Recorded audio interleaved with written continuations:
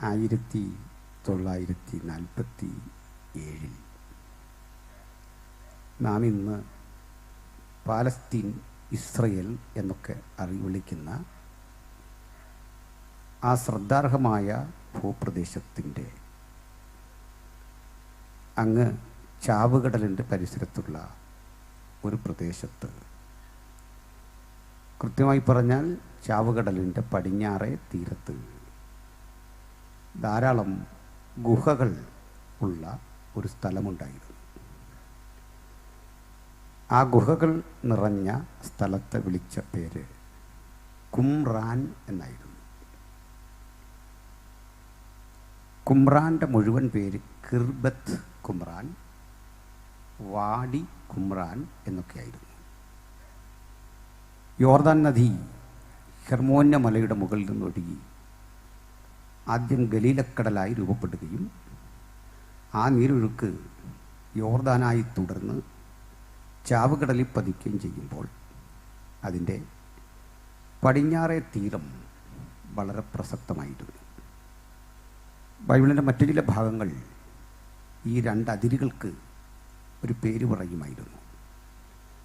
ഏൻ ഗതി മുതൽ ഏൻ എഗ്ലയും വരെയുള്ള സ്ഥലം ധന്യനായ എസെക്കിയേലിൻ്റെ പ്രവചനത്തിൻ്റെ 47 മുതലുള്ള വേദഭാഗങ്ങളൊക്കെ പഠിക്കുമ്പോൾ ആത്മപകർച്ചയെപ്പറ്റി പ്രവാചകൻ പറയുന്ന ഇടത്ത് അതിൻ്റെ തീരത്ത് ഏൻ ഗതി മുതൽ ഏൻ എഗ്ലയും വരെ മീൻപിടിക്കാർ വലവീശും,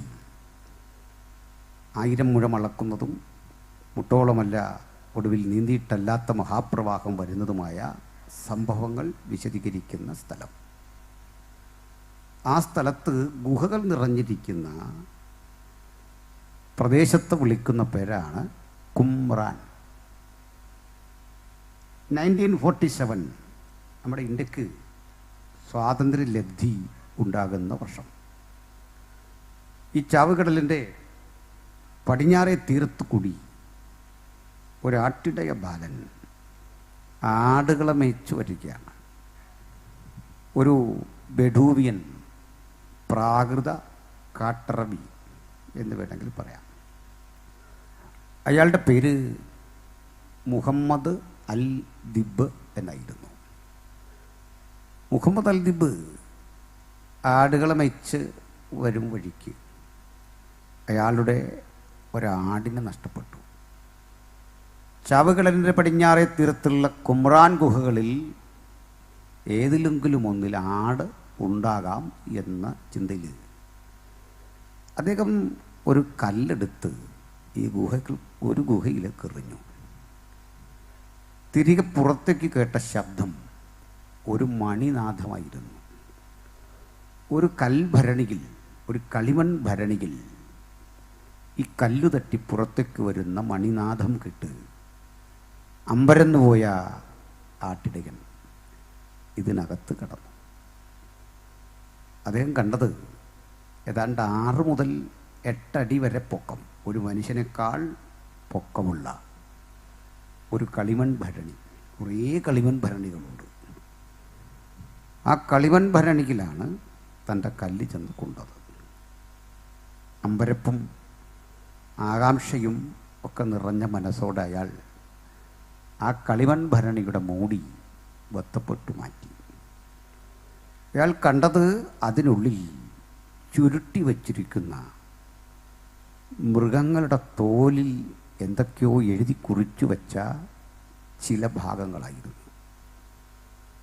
ആ മൃഗത്തോല് കാലത്തെ അതിജീവിച്ച് തണുപ്പുള്ള ആ സ്ഥലത്ത് മറ്റ് കേടുപാടുകൾ കൂടാതെ സംരക്ഷിക്കപ്പെട്ടിരിക്കുന്നു. അയാൾ ആ തോലെടുത്ത് കൊണ്ടുവന്ന് സിറിയയിലെ ഒരു വ്യാപാരിക്ക് വിറ്റു. ആ തുകൽ വ്യാപാരി ആ തുകൽ ഭാഗങ്ങൾ വെട്ടി ബാഗ് തുന്നുവാൻ ശ്രമിക്കുന്ന വേളയിൽ അവിചാരിതമായി അവിടേക്ക് ഒരു മനുഷ്യൻ വന്നു. അദ്ദേഹം ഓർത്തഡോക്സ് സഭയുടെ ഒരു വൈദിക സെമിനാരിയുടെ ഡയറക്ടറും ആർച്ച് ബിഷപ്പുമൊക്കെ ആയിരുന്നു. സർ ജോഷുവ സാമുവൽ എന്നറിയപ്പെട്ട ആ മഹാനുഭവൻ ഈ തുകൽ ചുരുൾ കണ്ടു. എന്നിട്ട് ചോദിച്ചു, ഇതെന്താണ്, ഇതെവിടെ നിന്ന് കിട്ടി? ഇത്യാദി കാര്യങ്ങൾ ചോദിക്കുമ്പോൾ അദ്ദേഹം ചോദിച്ചു, ആ തുകൽ ചുരുൾ എനിക്ക് തരുമോ? വില തരാം. ചോദിച്ച വില കൊടുത്ത് ആ ചുരുൾ വാങ്ങി. കിട്ടിയ സ്ഥലം അന്വേഷിച്ച് ചെന്നു. ഏതാണ്ട് 11-ലധികം ഗുഹകളിൽ ഇത്തരം നിരവധി ചുരുളുകളിരിക്കുന്നു.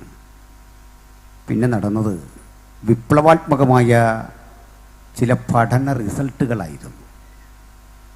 എന്തായിരുന്നു മുഹമ്മദ് അൽ ദിബ്ബിന് ലഭിച്ച ആ ചുരുൾ എന്നറിയണ്ടേ? അത് ബൈബിളിൻ്റെ പഴയ നിയമത്തിലെ യെശയ്യാ പ്രവാചകൻ്റെ പുസ്തകത്തിൻ്റെ ഒരു കയ്യെഴുത്ത് പ്രതിയായിരുന്നു. യെശയ്യാവ് നേരിട്ടെഴുതിയതല്ല. അക്കാലത്ത് പ്രിൻറ്റിങ്ങോ ഇന്ന് കാണുന്ന സംവിധാനങ്ങളോ ഇല്ലാത്ത ഘട്ടത്തിൽ പകർത്തി എഴുതി ഗ്രന്ഥത്തിൻ്റെ പതിപ്പെടുക്കുന്ന രീതിയാണുള്ളത്. ആ പകർപ്പെഴുതുവാൻ ലൈസൻസുള്ള ആളുകളെ വിളിച്ച പേരാണ് ശാസ്ത്രി. ഒരു ശാസ്ത്രി 17-ൽ പരം നിയമങ്ങൾ പാലിച്ചുകൊണ്ടാണ് ഒരു പകർപ്പെഴുതുന്നത്. അതിൻ്റെ ഒരു ഭാഗമാണ് ഇത് എഴുതുന്ന പ്രതലം അല്ലെങ്കിൽ പേപ്പർ ഷീറ്റ്. പേപ്പറല്ല, പകരം ആ ഷീറ്റ്. അത് പ്രത്യേകം ശുദ്ധികർമ്മങ്ങളോടെ വളർത്തുന്ന ആടിൻ്റെ തോലിൽ മാത്രമേ ഇത് എഴുതാവൂ. അതിൻ്റെ പ്രായം പോലും നിശ്ചയിച്ചിട്ടുണ്ട്. അതല്ലെങ്കിൽ കാളയുടെ തോലാണെങ്കിലും പ്രത്യേക നിലയിൽ ഇതിനു വേണ്ടി വളർത്തുന്ന ആചാരമര്യാദയ്ക്കനുസരിച്ച് വളർത്തുന്ന മൃഗത്തിൻ്റെ തോലിൽ എഴുതുവാനുള്ള നിയമങ്ങളും അനവധിയാണ്. കറുത്ത നിറമുള്ള മഷി എഴുത്തുകാരൻ തന്നെ കൂട്ടിക്കൊണ്ടുവന്ന് പടരാത്ത നിലയിൽ അത് സംയോജിപ്പിച്ചു വേണം എഴുതുവാൻ. എഴുതുന്ന വേളയിൽ ആ തുകൽ ചുരുളിൻ്റെ ഒരു വരിയിൽ 13 അക്ഷരങ്ങളിലും താഴേക്ക് 30 അക്ഷരങ്ങളിലും എണ്ണം പെരുകുവാൻ പാടില്ല. വെട്ടിത്തിരുത്താനോ ഒരക്ഷരത്തിൻ്റെ മീതെ കനപ്പിച്ചെഴുതുവാനോ അവകാശമില്ല. മറ്റൊന്ന്, ഇങ്ങനെ എഴുതുന്ന വേളയിൽ ദൈവത്തിൻ്റെ പേരെഴുതുമ്പോൾ ആ എഴുതിയ പേന കൊണ്ട് മറ്റൊന്നും എഴുതരുത്.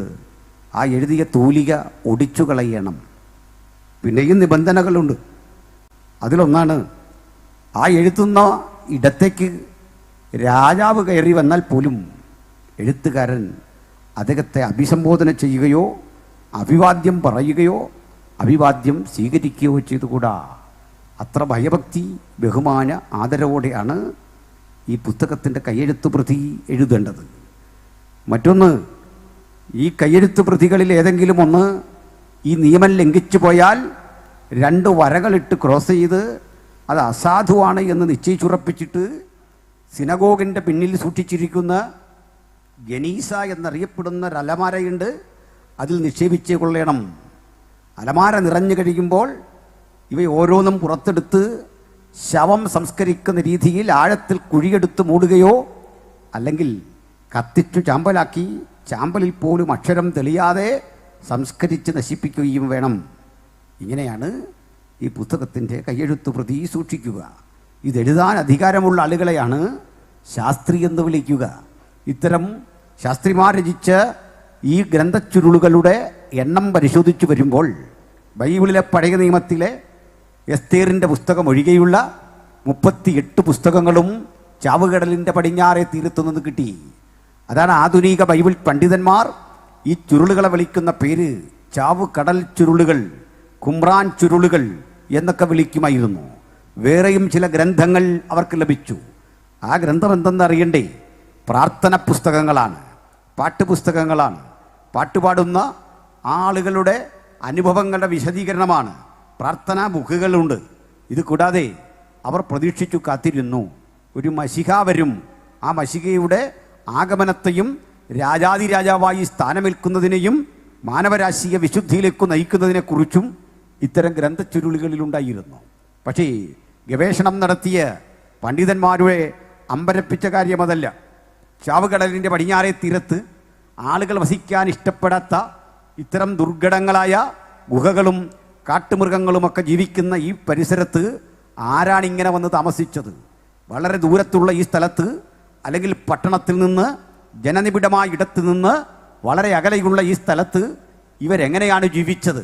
അവരുടെ ജീവിതവും അനുബന്ധ കാര്യങ്ങളും പഠനവിധേയമാക്കിയപ്പോൾ വളരെ രസാവഹമായ ചില പുത്തൻ തെളിവുകൾ കൂടി പുറത്തു വന്നു. അതെന്തെന്ന് നിങ്ങൾക്കറിയണ്ടേ?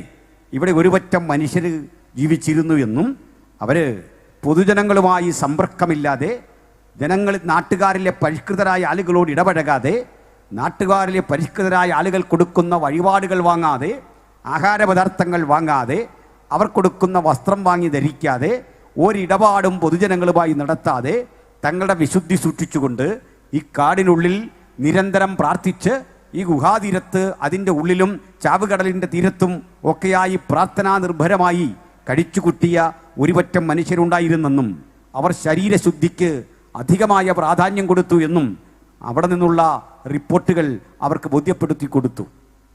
അവരുടെ വാസഗേഹത്തിൻ്റെ വളരെ അകലെയായി മലിനജനം ഒഴുകിപ്പോയി അടിഞ്ഞുകൂടി കിടന്ന് സംസ്കരിക്കപ്പെടുവാൻ അന്നുണ്ടാക്കിയ പ്രാകൃതമായ ഓടകൾ, അങ്ങനെയൊക്കെയുള്ള നാഗരികതയുടെ അല്പാൽപമായ തെളിവുകൾ കൂടി കിട്ടിക്കഴിഞ്ഞപ്പോൾ ആരാകും ഇവിടെ വന്ന് താമസിച്ചത് എന്ന് ഈ പണ്ഡിതന്മാരെ കുഴക്കി.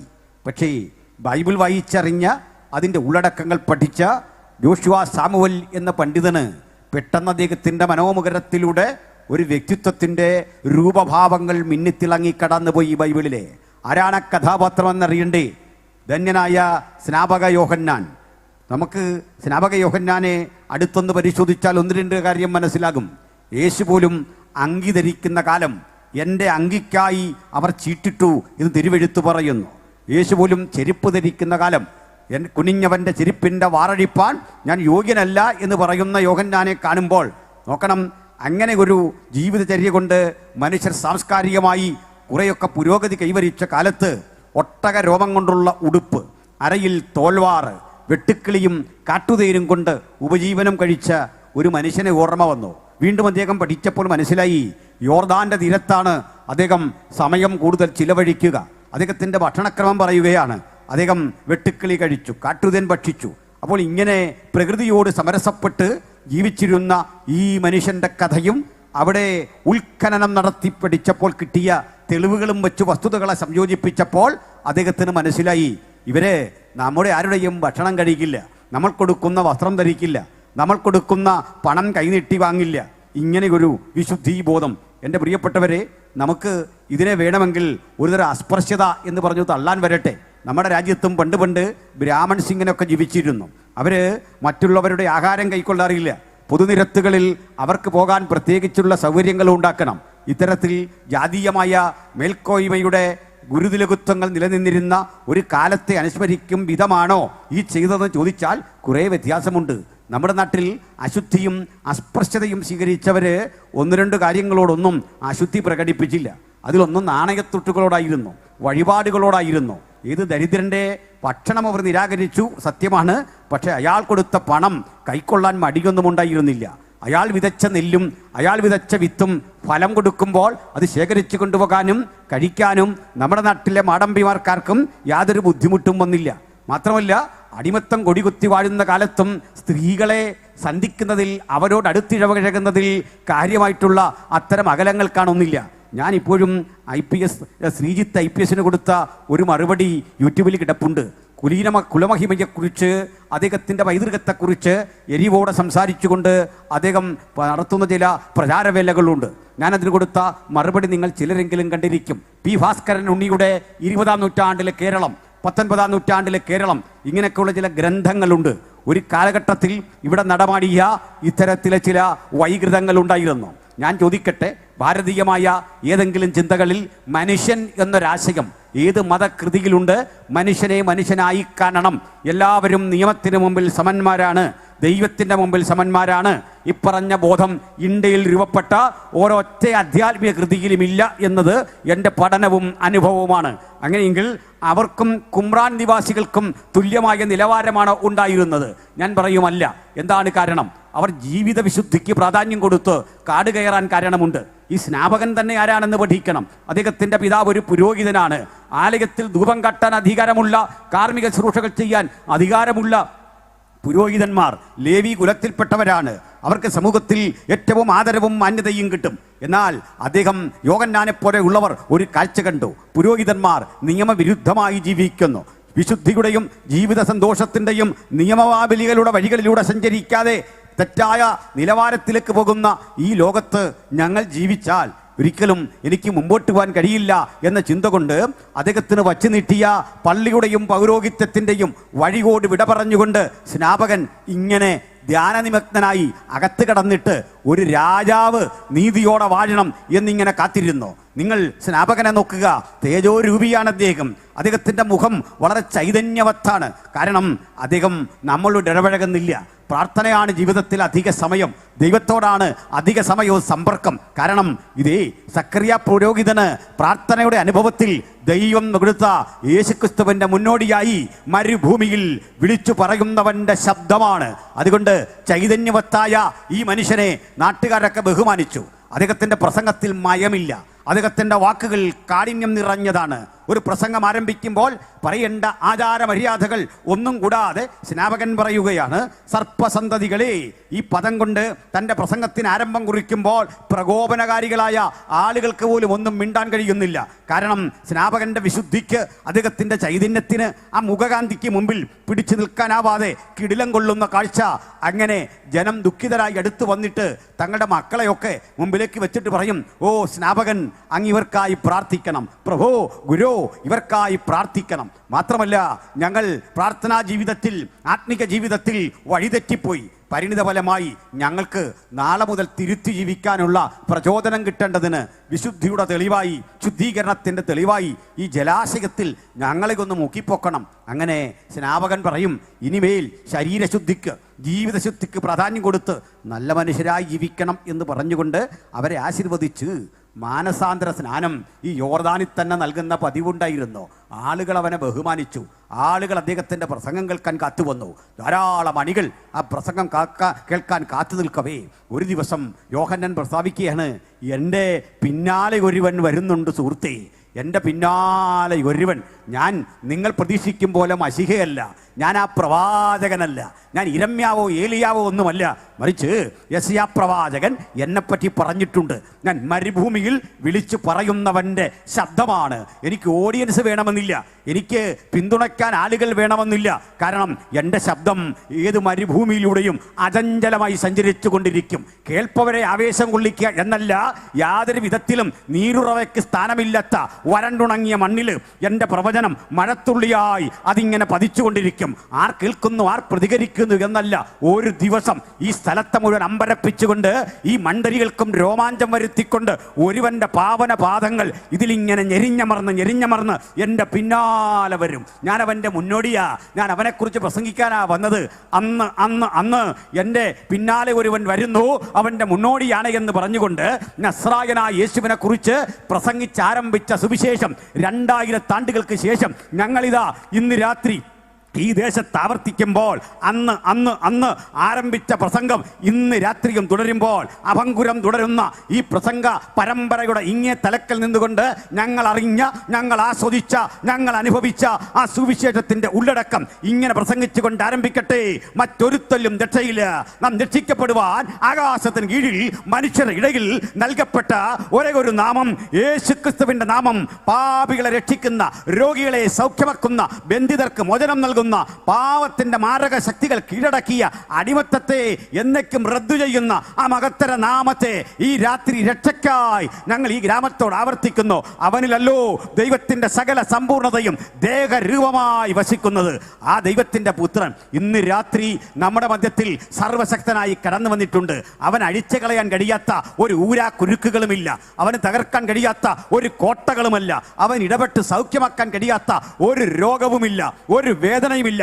ഇതാ സാക്ഷാൽ ആശ്വാസപ്രദനായവൻ നമ്മുടെ മധ്യത്തിൽ തലങ്ങും വിലങ്ങും ഉലാത്തുമ്പോൾ അവന്റെ ശബ്ദം കേട്ടുകൊണ്ടിരിക്കുന്ന സൗമ്യ മനസ്സരായി കേട്ടിരിക്കെ ഒരു കാര്യം ഓർത്തുകൊള്ളണം. തങ്കലേകാഗ്രചിത്തന്മാർക്ക് തന്നെത്താൻ ബലവാനെന്ന് കാണിക്കേണ്ടതിന് ഊടാടി സഞ്ചരിക്കുന്ന അവിടുത്തെ കണ്ണുകൾ ഇന്ന് ചിലരിലേക്ക് പതിഞ്ഞുകൊണ്ടിരിക്കുക. അതിവിടെ മാത്രമല്ല, ഈ ശബ്ദപരിധിയിൽ ആരൊക്കെ കേൾക്കുന്നോ, അല്ല ലൈവിലൂടെ ഓൺലൈനിലൂടെ ദൈവത്തിൻ്റെ വചനം കേൾക്കുന്ന ഞങ്ങളുടെ സുഹൃത്തുക്കളുണ്ടെങ്കിൽ ഓർക്കണം, ഇത് നിങ്ങൾക്ക് ദൈവം തന്നിരിക്കുന്ന മഹത്തരമായൊരു ദിവസമാണ്. കാരണം യേശു കർത്താവിനെ ഉയർത്താനാ ഞങ്ങൾ പാട്ടുപാടുന്നതേ, യേശുവിനെ ഉയർത്താനാ അധ്യക്ഷൻ ആമുഖ പ്രസംഗം നടത്തിയതേ, പ്രാർത്ഥിച്ചതേ, ആശീർവാദം പറയുന്നതേ. ഒറ്റ ലക്ഷ്യം, ഒരേ ഒരു ലക്ഷ്യം, അത് നസ്രായനായ യേശുവിനെ ഉയർത്തണം. ഞാൻ ഉയർത്തപ്പെട്ടാൽ സകലരും എങ്കിലേക്ക് ആകർഷിക്കുമെന്നരുളിയ നസ്രായനായ യേശുവിനെ ഉയർത്തിക്കൊണ്ട് ഞങ്ങൾ വീണ്ടും തുടരുന്നു. ഈ ചിന്തയിലേക്ക് നിങ്ങളെ കൊണ്ടുവരുന്നു. നോക്കണം, സ്നാപകൻ പറഞ്ഞു, എൻ്റെ പിന്നാലെ ഒരുവൻ വരും, അവൻ എല്ലാം ബലവാൻ, കുനിഞ്ഞവൻ്റെ ചെരുപ്പിൻ്റെ വാറഴിപ്പാൻ ഞാൻ യോഗ്യനല്ല.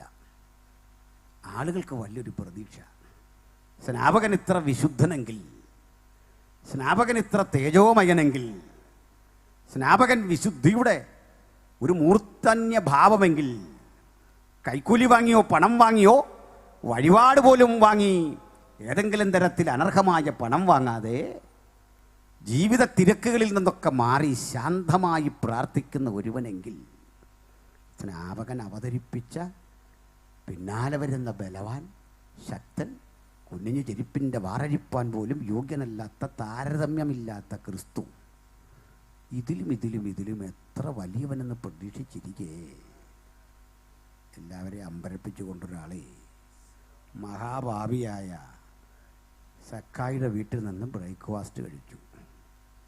മഹാഭാവിയായ മത്തായിയുടെ തോളിൽ കൈയിട്ടു. നാട്ടിലാർക്കും വേണ്ടാത്ത പത്രോസിനെ കൂടെ കൂട്ടി. സമൂഹം പുച്ഛിച്ചു തള്ളിയ മഗ്ദലന മറിയെ കണ്ടിട്ട് പറഞ്ഞു, കുഞ്ഞു വന്നാട്ടെ. എല്ലാവരും അമ്പരന്ന് പോയി. ഇതെന്തൊരു ജീവിത! ഞങ്ങൾ വിശുദ്ധി എന്നൊക്കെ പറഞ്ഞാൽ ഓർത്തതേ കാട് കയറുന്നാണെന്നാ ഞങ്ങൾ ഓർത്തതേ. മറ്റു മനുഷ്യരെ കാണുമ്പോൾ ഞാനെന്തോ ശ്രേഷ്ഠനെന്ന് പറഞ്ഞ് മാറി മാറിപ്പോയി അവർക്ക് കൈ കൊടുക്കാതൊക്കെ അകലുന്നതാണെന്നാ ആളുകൾ ധരിച്ചപ്പോൾ, സക്കായി എന്ന മനുഷ്യൻ ചുങ്കം പിരിച്ചുണ്ടാക്കിയ അഴിമതിപ്പണത്തിൻ്റെ ആ വിലയെടുത്ത് വാങ്ങിയ മാവ് കൊണ്ടുണ്ടാക്കിയ ചപ്പാത്തി മടി കൂടാതെ ഭക്ഷിക്കുന്ന യേശു. വിശുദ്ധി പോകൂലേ?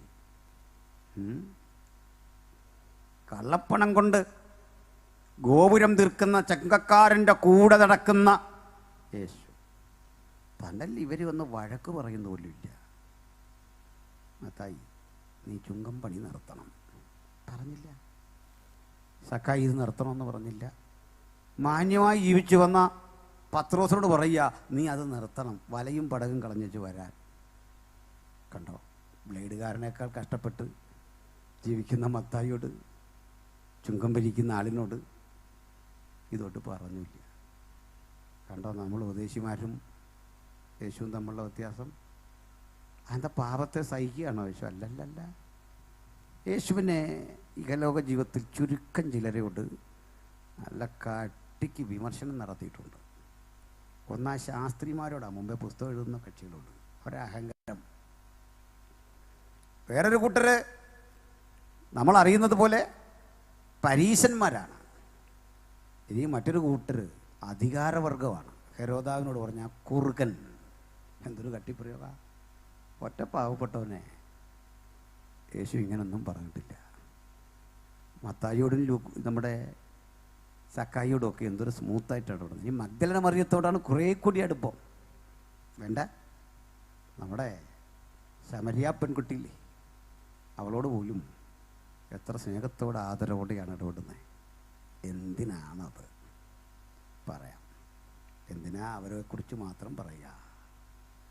യേശു എന്നോട് ഇടപെട്ടതും ഇങ്ങനെയൊക്കെ തന്നെയാണ്. നിങ്ങളോടെങ്ങനെയാണോ? നിങ്ങളോട് ഇങ്ങനെയാണെന്നാണ് ഞാൻ കരുതുന്നത്. അതിൻ്റെ പേരാ കൃപ.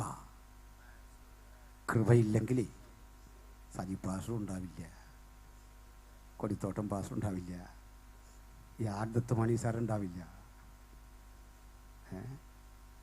നമ്മളാരും ഉണ്ടാവില്ല. നിങ്ങളിൽ എന്നിൽ ഒരു സക്കായി ഉണ്ട്, ഒരു മത്തായി ഉണ്ട്. ആരും ഉൾക്കൊള്ളാത്ത 100 കുഴപ്പങ്ങളുടെ സങ്കലനമാണ് ഇവിടെ ഇരിക്കുന്നത്. നമ്മൾ സന്തോഷമില്ലാതെ നിങ്ങൾക്ക് ആ സത്യം അങ്ങ് അംഗീകരിച്ചട്ടെ.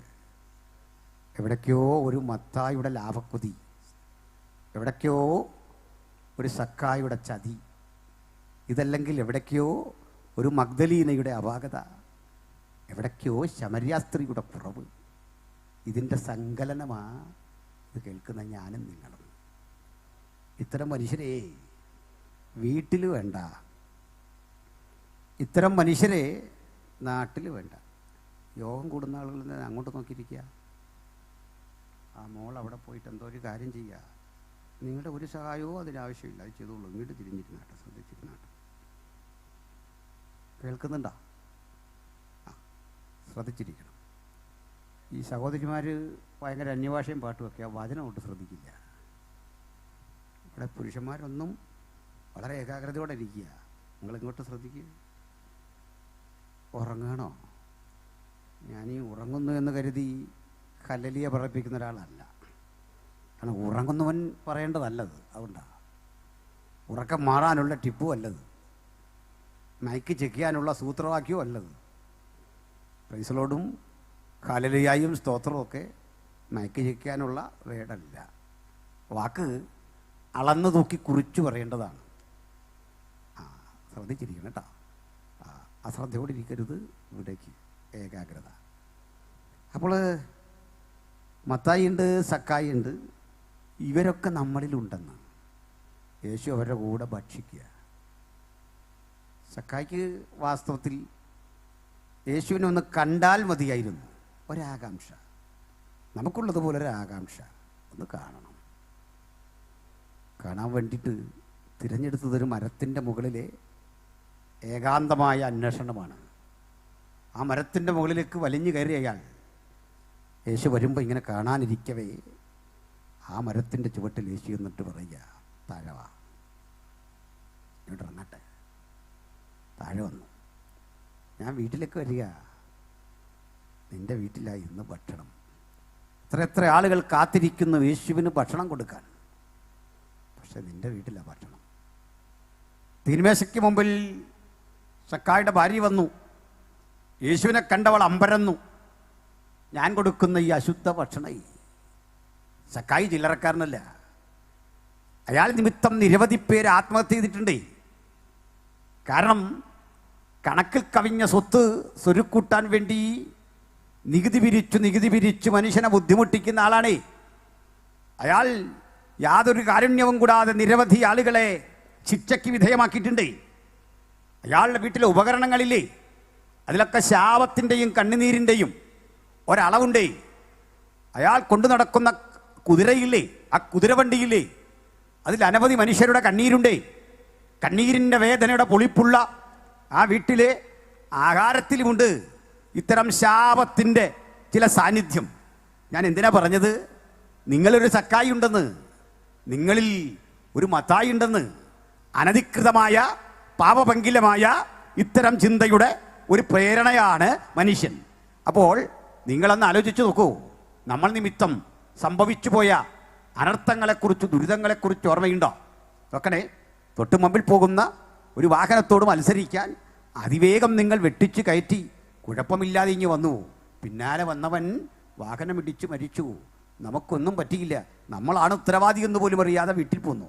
നമ്മൾ നിമിത്തം ഒരു കുടുംബം അനാഥമായിട്ടുണ്ട്. നമ്മൾ നിമിത്തം ഒരു മേഖല മുഴുവൻ വല്ലാത്ത ദുഃഖത്തിലാണ്ടിട്ടുണ്ട്.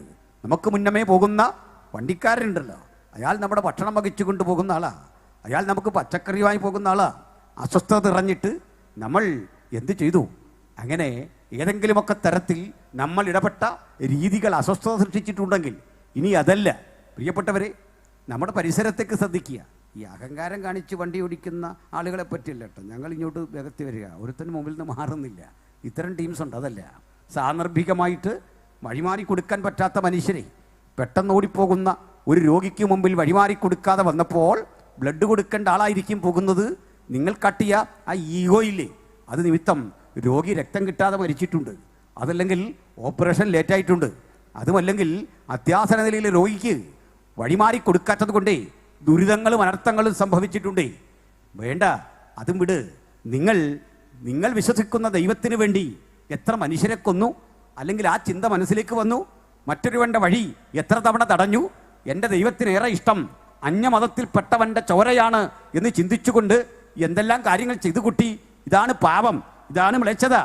അത് അന്തർലീനമായി കിടക്കുന്ന ഒരു വീട്ടിൽ യേശു വരുമ്പോൾ വീട്ടുകാരന് കുറ്റബോധം, അയാൾക്ക് വേദന. മുമ്പൊരിക്കലൊരു വീട്ടുകാരൻ പറഞ്ഞില്ലേ, നീ എൻ്റെ വീട്ടിൽ വരാ, എനിക്ക് യോഗ്യതയില്ല ക്രിസ്തോ. ഇതേ വിധത്തിൽ സക്കായി ഭാര്യയുടെ മുഖത്തേക്ക് നോക്കി. അവൾക്കറിയാം, ഇന്നും വാങ്ങി ശേഖരിച്ചു വച്ചിരിക്കുന്ന ധാന്യമണികളെ അത് നികുതിപ്പണം വെട്ടിച്ചുണ്ടാക്കിയതാ. അനവധി വീടുകളിൽ കുഞ്ഞുങ്ങൾ വയർ നിറച്ചുണ്ണാനില്ലാതിരിക്കുമ്പോൾ അവർക്ക് കിട്ടേണ്ട ഓഹരി വെട്ടിപ്പിടിച്ച സമൃദ്ധി കൊണ്ട് ഈ ഭവനം മുഴുവൻ നിറച്ചിരിക്കുന്നത്.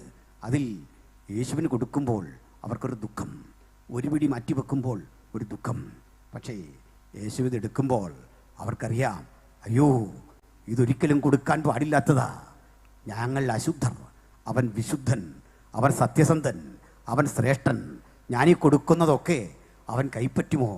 അവൻ അന്തസ്സോടെ കൈപ്പറ്റി അപ്പം തിന്നുമ്പോൾ സക്കായുടെ ഉള്ളിലൂടെ ഒരു നീറ്റൽ, ഒരു വേദന. നാട്ടിൽ പലരും എൻ്റെ സൽക്കാരം കൈക്കൊള്ളാൻ കഴിയാതെ വരുമ്പോൾ ഇതാ സർവശക്തൻ്റെ പുത്രൻ എൻ്റെ വീട്ടിൽ വന്നിരുന്ന്, അയോഗ്യമായ എൻ്റെ വീട്ടിൽ വന്നിരുന്ന് എനിക്ക് വേണ്ടി ചുരുങ്ങുന്നു, എനിക്ക് വേണ്ടി താഴേക്കിറങ്ങി വരുന്നു, എനിക്ക് വേണ്ടി സ്വയം ചുരുങ്ങുന്നു. അവൻ ദൈവരൂപത്തിൽ ഇരിക്കെ ദൈവത്തോടുള്ള സമത്വം മുറുകെ പിടിക്കണമെന്ന് വിചാരിക്കാതെ ദാസരൂപമെടുത്തു വേഷത്തിൽ മനുഷ്യനായി വിളങ്ങി. നാഥാ, അങ്ങൻ്റെ അരികിൽ വരുമ്പോൾ ഒരു നന്മയും എനിക്ക് തരാനില്ലല്ലോ. പാപം നിറഞ്ഞ അപ്പം, ചതിവ് നിറഞ്ഞ ചിന്തകൾ, ഇരുട്ട് നിറഞ്ഞ കവാടം, ഐശ്വര്യം നഷ്ടപ്പെട്ട വീട്. സക്കായി ഒന്നുറപ്പിച്ചു, ഇതെൻ്റെ അവസാന ഇടപെടലാകും, ഇതെൻ്റെ അവസാന അവസരമാകും. ഇന്ന് ഞാൻ തിരുത്തും. നീ എൻ്റെ കുറ്റം കണ്ടെന്നെ വിധിക്കാതെ എന്നോട് ചേർന്ന് പലരും നിരാകരിച്ച കൂട്ടായ്മയുടെ ഭാഗമായപ്പോൾ അറിയാത്തൊരു കുറ്റബോധം എൻ്റെ ഉള്ളിൽ വന്നു. ചതിവായി വാങ്ങിയതൊക്കെ 5 ഇരട്ടി തിരിച്ചു കൊടുക്കും. ഈ പ്രവൃത്തിയാ സുവിശേഷം ഇന്ത്യ മഹാരാജ്യത്ത് ചെയ്തത്. മാനസാന്തരം. ഹല്ലേലൂയ. ഞങ്ങൾ ഇന്നും ഇതാ ചെയ്തുകൊണ്ടിരിക്കുന്നത്. ഒരു പാപിയെയും തള്ളിക്കളയല്ലെന്നേ, കുറവുള്ളവനെ നിരാകരിക്കുകയല്ലെന്നേ. ആ കുറവോടെ കുറ്റത്തോടെ ഇതിനകത്തേക്ക് വരുമ്പോൾ അവനൊരു തീരുമാനമെടുക്കും. ചതിവായി വാങ്ങിയതേ 5 ഇരട്ടി തിരിച്ചു കൊടുക്കും. ഇനിമേൽ നിന്റെ അന്തസ്സിനും ആഭിജാത്യത്തിനും ഇണങ്ങും വിധം ഞാൻ ജീവിക്കുമെന്ന സമർപ്പണത്തിൻ്റെ പേരാ കൃത്യജീവിതം. ഹല്ലേലൂയ. മനസ്സിലായോ? അപ്പോൾ പിന്നെ ഉപദേശമൊന്നും വേറെ പറയണ്ട. കാരണം എന്താ? അവർക്ക് മനസ്സിലായി കഴിഞ്ഞു. യേശു ഇനി ഒന്നും പറയണ്ട. യേശു കൂടെ നിൽക്കുമ്പോൾ അവർക്ക് താൻ ഇന്നലെ ചെയ്തു പോയ തെറ്റിനെക്കുറിച്ചുള്ള അറപ്പ് വന്നിട്ടേ, വേദന വന്നിട്ടേ, തിരുത്തി തിരുത്തി തിരുത്തി കൂടെ നടക്കുക. അതാ കൃത്യജീവിതത്തിൻ്റെ സുഖം. മദ്യപിച്ച് മതോന്മത്തനായി സ്വയം തകർന്നവനില്ലേ, അവനെ നോക്കി പരിഹസിക്കുന്ന മാർഗമല്ലിതേ. അവനെ കണ്ടാൽ ആർക്കും താല്പര്യമില്ല. അവൻ വീട് മുഴുവൻ നശിപ്പിച്ചവന്, അവൻ നിമിത്തം കുട്ടി അനാഥമായി, കുടുംബം അനാഥമായി, ഉള്ളതൊക്കെ വിറ്റുപറക്കി കളഞ്ഞു. കണ്ടവരൊക്കെ പരിഹസിക്കുക. ആളുകൾക്കൊക്കെ അവനൊരു കോമഡിയാ, കോമാളിയാണവൻ. പക്ഷെ നിനക്ക് വില കൽപ്പിക്കുന്നവനാ യേശു, നിന്നെ സ്നേഹിക്കുന്നവനാ യേശു. പക്ഷെ വന്നു കഴിഞ്ഞാൽ ഒരു കരാറുണ്ട്, ഒരു രഹസ്യ കരാർ അവനോട്. ഇനിമേൽ ഞാൻ പഴയ ജീവിതത്തിലേക്കില്ല, ഒരു പുതു മനുഷ്യൻ ഇവിടെ പിറവി കൊള്ളും. ആ പ്രക്രിയയുടെ പേരാ വീണ്ടും ജനനം. ഇപ്പോൾ ജനിച്ച ശിശുക്കളെ പോലെ വചനമെന്ന മായമില്ലാത്ത പാൽ കുടിച്ച ഇനി അവൻ്റെ വളർച്ച. ഒരിക്കൽ ഒരു സുഹൃത്ത് എന്നോട് പറഞ്ഞു, ദൈവാസനെ, ഞാൻ കുടിച്ചു കോൺ തെറ്റി ബോധം തെറ്റി നടന്ന ഒരാളാണ്, ഞാൻ വിടുവിക്കപ്പെട്ടു. എനിക്ക് വലിയ സന്തോഷമായി.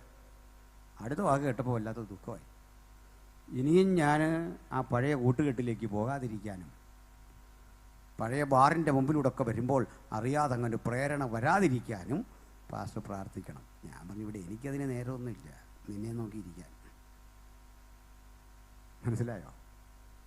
ഇവൻ രക്ഷിക്കപ്പെട്ടവനല്ല, അതുകൊണ്ടാണ് പറഞ്ഞത്. അവൻ അന്നേരം തോന്നിയ ഒരു ആവേശത്തിൽ കുടിയൊക്കെ നിർത്തി. പക്ഷെ ക്രിസ്തു ഉരുവായില്ല അവനിൽ. ക്രിസ്തു ഉരുവായവൻ എന്ത് ചെയ്യുന്നറിയോ? ആ പഴയ വഴി കൂടെ തന്നെ പോവും, ആ ബാറിൻ്റെ മുമ്പിൽ കൂടെ തന്നെ പോവും. പണ്ടത്തെ കൂട്ടുകാരനെ കണ്ടു പറയും, എടാ അതൊക്കെ വിട്ടു, ഇനിയും ബാറും എനിക്ക് ഫ്രീ ആയിട്ട് തന്നാലും ഇതിനകത്തേക്ക് കടക്കാനാവാത്ത വിധം ഞാൻ ശരീരത്തിൽ സ്വീകരിച്ചെടുത്തിരിക്കുന്ന ഒരു ഇമ്മ്യൂണിറ്റി ഉണ്ട്, യേശുവിൻ്റെ രക്തം മുഖാന്തിരം ഒരു പ്രതിരോധം. ആ ജയമുള്ളവൻ്റെ ആ ക്രിസ്തീയ ജീവിതം, തോൽവിയിൽ നിന്ന് ജയം പ്രാപിച്ചു വന്ന ദൈവമക്കളെ ഓർത്ത് ഞാൻ ദൈവത്തെ സ്തുതിക്കുന്നു. തോറ്റു തുന്നം പാടി ഒരാളെങ്കിലും ഇന്ന് ഇത് കേൾക്കുന്നെങ്കിൽ ഇന്ന് നിർത്തി ഒരു പുതുജീവിതം. അതിനാ സ്നാപകൻ ജീവിച്ച പോലെ ജീവിക്കാതെ നമ്മുടെ കൂടെ ഇറങ്ങി നമ്മുടെ ബലഹീനതകളെ കണ്ട്, നമ്മുടെ പാപത്തെ കണ്ട്, കുറവുകൾ കണ്ട് നാം പൊടിയെന്നോർക്കുന്ന നമ്മുടെ ദൈവം തൻ്റെ പുത്രനിലൂടെ നമ്മെ എടുത്ത് അവിടുന്ന് മാറ്റിയ പ്രക്രിയ, അതാണ് രക്ഷ. ബോധ്യം വന്നോ? നമ്മുടെ അവസ്ഥ അറിഞ്ഞിടപെട്ടതാണെന്ന്. ഇനി മറ്റൊരു കാര്യം കൂടെ ഉണ്ട്. ഏത് കൊടുമ്പാവിയുടെ കൂടെ കൂട്ടുകൂടിയാലും യഥാർത്ഥ ഭക്തന് യാതൊരു ക്ഷീണവും വരില്ലെന്ന്. ശരിയാണോ? രണ്ട് കാര്യമാണ്. നമുക്കേത് പാവിയോടും കൂടാം, ഫ്രണ്ട്ഷിപ്പ് എന്നതിൻ്റെ പേര്. പക്ഷെ ഫെലോഷിപ്പ് എല്ലാവരോടും പറ്റില്ല. പറ്റുമോ? ഫെലോഷിപ്പ് പറ്റില്ല. ഫ്രണ്ട്ഷിപ്പ് വേറെ, ഫെലോഷിപ്പ് വേറെ. ഇനി ഫ്രണ്ട്ഷിപ്പും ഫെലോഷിപ്പും പാടില്ലാത്തവരുണ്ട്. അതാരാ? അപ്പോസ്റ്റസ്യ, വിശ്വാസത്യാഗിയോട് ഫ്രണ്ട്ഷിപ്പും ഇല്ല, ഫെലോഷിപ്പും ഇല്ല. വിഷ് ചെയ്ത് പോകാൻ പോലും കഴിയില്ല, മാറിപ്പോക്കണം നമ്മൾ.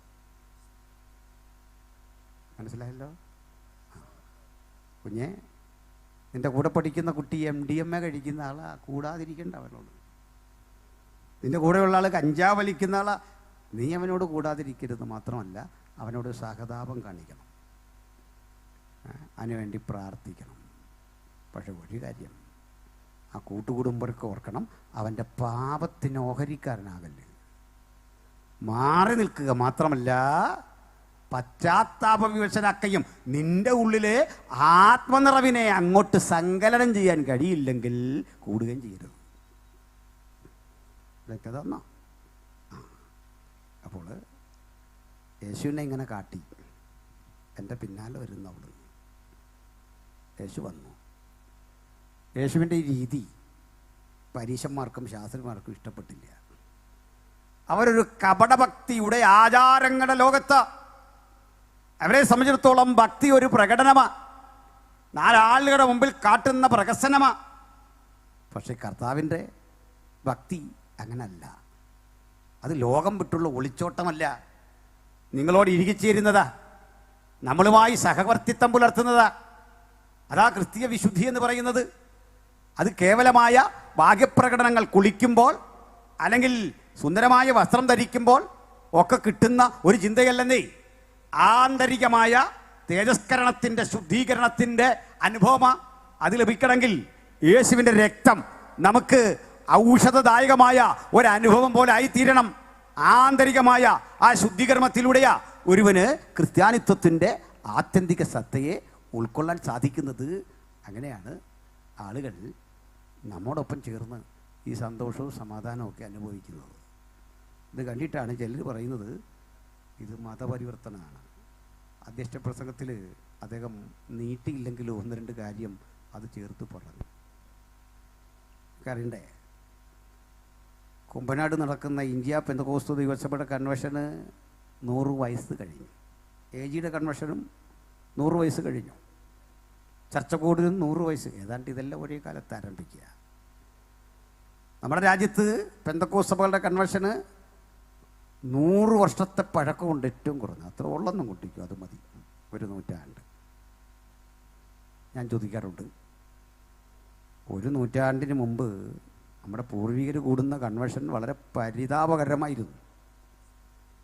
പെട്രോൾ വാങ്ങിച്ച പോലും ഇല്ല, മണ്ണെണ്ണ വിളക്കൊക്കെ കൊണ്ടുവന്ന് പായിട്ടോ തുണി വിരിച്ചൊക്കെ ഇരിക്കണം, ഓലക്കീറിലിരുന്ന് കേൾക്കണം, മൈലുകൾ നടന്നു വരണം. ആ ദിവസങ്ങൾ നീണ്ടു നിൽക്കുന്ന കൺവെൻഷൻ സ്ഥലത്തേക്ക് ആളുകൾ എത്തുമ്പോൾ ചൂട്ടുകെട്ട് കെട്ടി വരണം. 7 ദിവസമൊക്കെ കൺവെൻഷൻ ഉണ്ടെങ്കിൽ പരമ്പര പോലെ ദിവാസന്മാർ പ്രസംഗിക്കുക. മൈക്കൊരു അപൂർവ വസ്തുവാണ്. അന്നത്തെ നോട്ടീസുകൾ ചിലതൊക്കെ ഫേസ്ബുക്കിൽ കറങ്ങുന്നുണ്ട്. നോട്ടീസുകളുടെ താഴെ എഴുതും മൈക്ക് ഉണ്ടായിരിക്കുന്നതാണ്. കാരണം ഇത് കാണാനും കേൾക്കാനും ഒക്കെ ആൾ വരും. അങ്ങനെ ഒരു കാലം ഉണ്ടായിരുന്നു. അന്ന് യോഗത്തിന് ഇത്രയും ആളൊന്നും കൂടൂല, വളരെ ചുരുക്കമാണ്. ജനറൽ കൺവെൻഷൻ വെച്ചാൽ തന്നെ എല്ലായിടത്തുനിന്നും ഓടിക്കെത്തിയാൽ 1000-1500 പേരൊക്കെ ഉള്ളൂ. മാക്സിമം ഞായറാഴ്ചയൊക്കെ അത്രേ ഉള്ളൂ. പക്ഷേ എങ്ങനെ അവർ ചെല്ലുന്നറിയണ്ടേ? യോഗസ്ഥലത്തേക്ക് ഭക്ഷണ പദാർത്ഥങ്ങൾ അരിയൊക്കെ എടുത്ത് ഭക്ഷണത്തിന് വേണ്ട സംഗതി കാപ്പിപ്പൊടിയും പഞ്ചസാരയൊക്കെ എടുത്ത് അവിടെ ചെല്ലുക. എവിടെങ്കിലും ഇട്ട് ഇതൊക്കെ തിളപ്പിച്ച് ഭക്ഷിക്കുക, പാകപ്പെടുത്തി ഭക്ഷിക്കുക, ഒരുമിച്ച് കഴിയുക. ഇങ്ങനൊരു കാലം നമ്മളെ കണ്ടിട്ട് ലോകം ചിന്തിച്ചു, ഇതൊന്നും അധിക നാൾ നിൽക്കില്ല, ഒരുതരം ആവേശമാണെന്ന്. പക്ഷേ അങ്ങനെ ചിന്തിച്ചവരുടെ നടുവിൽ ഒരു നൂറ്റാണ്ട് അന്തസ്സിനും ആഭിജാത്യത്തിനും ഉടവ് തട്ടാത്ത അഭിമാനകരമായ ഒരു നൂറ്റാണ്ട് കഴിഞ്ഞപ്പോഴേ പുനലൂർ ഇടപോരാന്ന് വന്നു. ആളുകൾക്ക് കൂടാനേ സൗകര്യം പോരാന്ന് വന്നു. 1-2 പേരെയല്ല, ലക്ഷക്കണക്കിന് ആളുകളെ ഈ മഹാരാജ്യത്ത് യേശുവിൻ്റെ അനുഗാമികളായി വാർത്തെടുക്കാൻ ഈ പ്രസ്ഥാനത്തിന് സാധിച്ചെങ്കിൽ അതിൻ്റെ പിന്നിൽ ശക്തിമത്തായ ചില കാര്യങ്ങളുണ്ടേ, ഒരു വസ്തുതയുണ്ടേ. ഞാനത് 1-2 കാരണങ്ങളെന്ന് പറയാം. സൗത്ത് ഇന്ത്യ അസംബ്ലീസ് കോഡിന് ഒരു കാലഘട്ടത്തിൽ നെടുനായകത്വം വഹിച്ച അനുഗ്രതനായ കർത്തദാസൻ്റെ പേര് റവറൻഡ് അബ്ദുൽ കരീം എന്നാണ്. ബഹുമാനപ്പെട്ട യാഗദത്തുമണി അവരോട് ചോദിക്കുക, പാസ്റ്റർ കർത്തദാസനോട് ചോദിക്കുക. അദ്ദേഹം ഒരു ഇസ്ലാമിക വിഭാഗത്തിൽ നിന്ന് യേശുവിനെ സ്വീകരിച്ച വളരെ ഹമ്പിളായ ഒരു ദൈവത്തിൻ്റെ ദാസനാണ്. അത് അദ്ദേഹത്തിന് കീഴിൽ ഇന്ത്യയിലെ തന്നെ ലോകത്തിലെ തന്നെ ഏറ്റവും വലിയ പെന്തക്കോസ്ത് പ്രസ്ഥാനമായ അസംബ്ലീസ് കോഡിൻ്റെ സൗത്ത് ഇന്ത്യൻ ഘടകത്തിന് പോകാൻ ഒരു ബുദ്ധിമുട്ടും വന്നില്ല, ഒരു പ്രയാസവും വന്നില്ല. ഇതേ സമയത്ത് അറിയണ്ടേ, അങ്ങകലെ തമിഴ്നാട്ടിൽ നിന്ന് ഈ തെങ്കാശി വഴിയൊക്കെ ആയിട്ട് ഇവിടെ ആര്യങ്കാവ് ചെക്ക് പോസ്റ്റുമൊക്കെ കടന്ന് പുനലൂർ വന്ന് ഒരു ദിവാസം താമസിച്ചിരുന്ന ഒരു പ്രമാണിയായിരുന്നു. നായർ വിഭാഗത്തിൽപ്പെട്ടയാളാണ്. അദ്ദേഹത്തിൻ്റെ പേര് അയ്യാപിള്ള എന്നായിരുന്നു. അദ്ദേഹത്തിന് ഇവിടെ ഉണ്ടായിരുന്ന കോടികൾ വിലമതിക്കുന്ന ഭൂസമ്പത്തുള്ളൊരു പ്രമാണിയായിരുന്നു. അദ്ദേഹം അത് വിറ്റിട്ട് സുവിശേഷ വിലയ്ക്ക് വേണ്ടി കൊടുത്തു. അദ്ദേഹം കൊടുത്ത പണം കൊണ്ടാണ്, അതിൻ്റെ ഒരു ഓഹരി കൊണ്ടാണ് ഇന്ത്യ പെന്തക്കോസ്ത് ദൈവസഭയ്ക്ക് കുമ്പനാട് ഗ്രൗണ്ട് വാങ്ങിയത്. ആളിൻ്റെ പേര് അയ്യാപിള്ള എന്നായിരുന്നു. അയ്യാപിള്ളയുടെ മുഴുവൻ പേര് ക്രിസ്ത്യ വിശ്വാസം സ്വീകരിച്ചപ്പോൾ ജോൺ അയ്യാപിള്ള എന്നായി. നമ്മളൊക്കെ അദ്ദേഹത്തിൻ്റെ മകനായ കർത്തദാസനെ അറിയും. നമ്മൾ ഡോക്ടർ PJ തോമസ് എന്ന് വിളിക്കുന്ന ഷാരോൺ ഫെലോഷിപ്പ് ചർച്ചിൻ്റെ സ്ഥാപകൻ. അദ്ദേഹം അക്കാലഘട്ടത്തിലെ തിരുവിതാംകൂർ യൂണിവേഴ്സിറ്റിയിലെ ഇംഗ്ലീഷ് സാഹിത്യത്തിലെ ഡോക്ടറേറ്റ് എടുത്ത ആളായിരുന്നു. നോക്കണം, അങ്ങനെ ഒരാൾ അവിടെ നിന്ന് രൂപപ്പെട്ടു വരുമ്പോഴേ എത്ര ആളുകൾ നോക്കണം. ഇത്തരത്തിൽ നാനാജാതി മതസ്ഥരായ ആളുകൾ യേശുവിനെ സ്വീകരിച്ച് പെന്തക്കോസ്ത് എന്ന മഹാപ്രസ്ഥാനത്തിൻ്റെ ഓരോ മണ്ഡലത്തിൽ വരുമ്പോൾ എണ്ണി പറയാൻ 100 അനുഭവങ്ങളും കാര്യങ്ങളുമുണ്ട്. സുദീർഘ വർഷങ്ങൾ ഇന്ത്യ പെന്തക്കോസ്ത് ദൈവസഭയെ നയിച്ച ജോൺ സുന്ദർ റാവു എന്നൊരു കർത്തദാസനുണ്ടായിരുന്നു. ആന്ധ്ര സ്വദേശിയായ ഒരു ദലിതനായിരുന്നു ജോൺ സുന്ദർ റാവു. IPCയുടെ നെറുനിരയിൽ. ഇനി എനിക്ക് വലിയൊരു അനുഭവവും സന്തോഷവും പറയാനുള്ളത്, ഈ നാട്ടിൽ നിന്ന്, ഈ തിരുവനന്തപുരത്തിൽ നിന്ന് നാടാർ വിഭാഗത്തിൽപ്പെട്ട യേശു അടിയാർ എന്നറിയപ്പെടുന്ന ഒരു ദൈവത്തിന് അങ്ങകല ഹൈറേഞ്ചിൽ വന്ന് യേശു ക്രിസ്തുവിനെ കുറിച്ചുള്ള സുവിശേഷം പറഞ്ഞിട്ട് അവിടെ സുവിശേഷത്തിൻ്റെ മാറ്റമില്ലാത്ത വിത്ത് വാങ്ങിയത്. എല്ലാ തരത്തിലും എല്ലാ നിലയിലുമുള്ള മനുഷ്യർ കയറുന്ന എല്ലാ തരത്തിലെയും മത്സ്യങ്ങളെ പിടിക്കുന്ന കീറിപ്പോകാത്ത സുദൃഢമായൊരു വല കൊണ്ട് 100 കൊല്ലങ്ങൾ ഞങ്ങൾ ഈ രാജ്യത്തിൽ അധ്വാനിച്ചതെങ്കിൽ മറ്റൊരു കാര്യം കൂടി ബഹുമാനപ്പെട്ട ഭരണകൂടത്തോട് എനിക്ക് സന്തോഷത്തോടെ പറയാനുണ്ട്. 100 കൊല്ലം ഞങ്ങൾ ഈ രാജ്യത്ത് കൺവെൻഷൻ നടത്തി, യോഗം നടത്തി. ഒറ്റ ചോദ്യം ഭരണകൂടത്തോട് ചോദിക്കുക, 100 കൊല്ലത്തെ ഞങ്ങളുടെ യോഗസ്ഥലത്ത് നിന്ന് ഒരു പെറ്റി കേസ് രജിസ്റ്റർ ചെയ്യാൻ പോലീസിന് സാധിച്ചിട്ടുണ്ടോ? 100 കൊല്ലത്തെ ചരിത്രത്തിൽ ചിന്തിക്കടക്കാരനോട് ഏറ്റുമുട്ടിയത്, പടക്കം പൊട്ടിച്ചപ്പോൾ ആളുകൾ ഓടിയത്, ആന വിരണ്ടപ്പോൾ തമ്മിൽ ഏറ്റുമുട്ടിയത്, അതല്ല സാമൂഹ്യ വിരുദ്ധർ തമ്മിലടിച്ചത്, സ്ത്രീപീഡനം നടന്നതിൻ്റെ അങ്ങനെ നിരവധി കേസുകളും വ്യവഹാരങ്ങളും കൊണ്ട് മതമണ്ഡലം മലീമസമായപ്പോൾ ഇതൊന്നും കൂടാതെ അന്തസ്സോടെ അഭിജാത്യത്തോടെ ഞങ്ങൾ വിശ്വസിക്കുന്ന ക്രിസ്തുവിൻ്റെ ചൈതന്യം ഉള്ളത്തിൽ ഉൾക്കൊണ്ടുകൊണ്ട് നിവരെ നിൽക്കാൻ, നട്ടല് വളയ്ക്കാതെ സമൂഹത്തിന്റെ മുന്നിൽ നിൽക്കാൻ ഞങ്ങളെ പ്രാപ്തരാക്കിയ ക്രിസ്തുയേശുവിന്റെ സുവിശേഷം ഈ നാടിനോട് പ്രസംഗിക്കാനുള്ള ഞങ്ങളുടെ ആർജവം ആരുടെയും സൗജന്യമായിരിക്കുന്നില്ല. അത് ക്രിസ്തു നിമിത്തം ഞങ്ങൾക്ക് നൽകിയ അവകാശമാണെങ്കിൽ, അധികാരമാണെങ്കിൽ അത് ഉപയോഗിച്ചുകൊണ്ട് ഞങ്ങൾ അറിഞ്ഞ സുവിശേഷത്തിന്റെ ചൈതന്യം ആവർത്തിച്ചുറപ്പിക്കട്ടെ. മറ്റൊരുത്തലും രക്ഷയില്ല. നാം രക്ഷിക്കപ്പെടുവാൻ ആകാശത്തിന് കീഴിൽ മനുഷ്യരുടെ ഇടയിൽ നൽകപ്പെട്ട ഒരേ ഒരു നാമം യേശുവിൻ്റെ നാമം. അപ്പോഴാണൊരു ചങ്ങാതി പറഞ്ഞത്, നമ്മൾ പണം കൊടുത്താണ് ആളുകളെ, ഞാനതൊക്കെ വീഡിയോ സവിസ്തരം ചെയ്തിട്ടുണ്ടെന്ന്, അത് നേരമില്ല.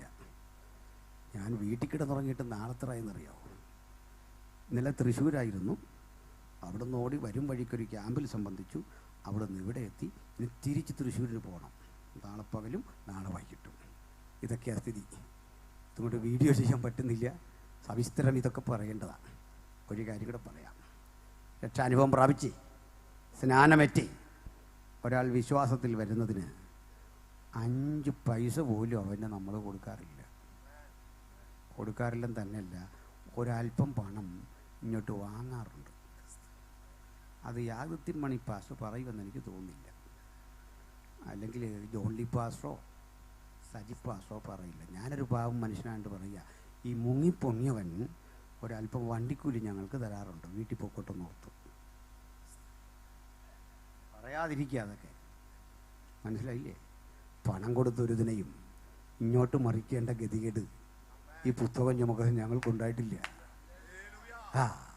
തന്നെയല്ല, ഇത് ചില വിട്ടല്ലേ നമ്മളിങ്ങോട്ട് വന്നിരിക്കുന്നത്. ചില വിട്ട് നമ്മൾ വഴിയോരത്തിറങ്ങി നിന്ന് പിരിക്കല്ല, വണ്ടി പിരിക്കല്ല. വണ്ടിക്കാരനെ തടഞ്ഞിട്ടേ കൺവെൻഷൻ ഉണ്ട് താ പിരിക്കല്ല. തരാത്തവൻ്റെ പുറകെ നടന്ന് വണ്ടി തടയല്ല. എങ്ങനെയായി നടക്കുന്നത് പറയട്ടെ? പാവപ്പെട്ടവൻ കല്ലിനോടും മണ്ണിനോടും പടപൊരുതി കിട്ടിയ പണത്തിൻ്റെ രോഗരി. ഹല്ലേലൂയ. വ്യാപാരം ചെയ്തും കഷ്ടപ്പെട്ടും മക്കളെ പഠിപ്പിച്ച് വിദേശത്തൊക്കെ അയച്ച കുഞ്ഞുങ്ങളെ വിളിച്ചു പറയും, ഇവിടെ യോഗം നടക്കട്ടോ.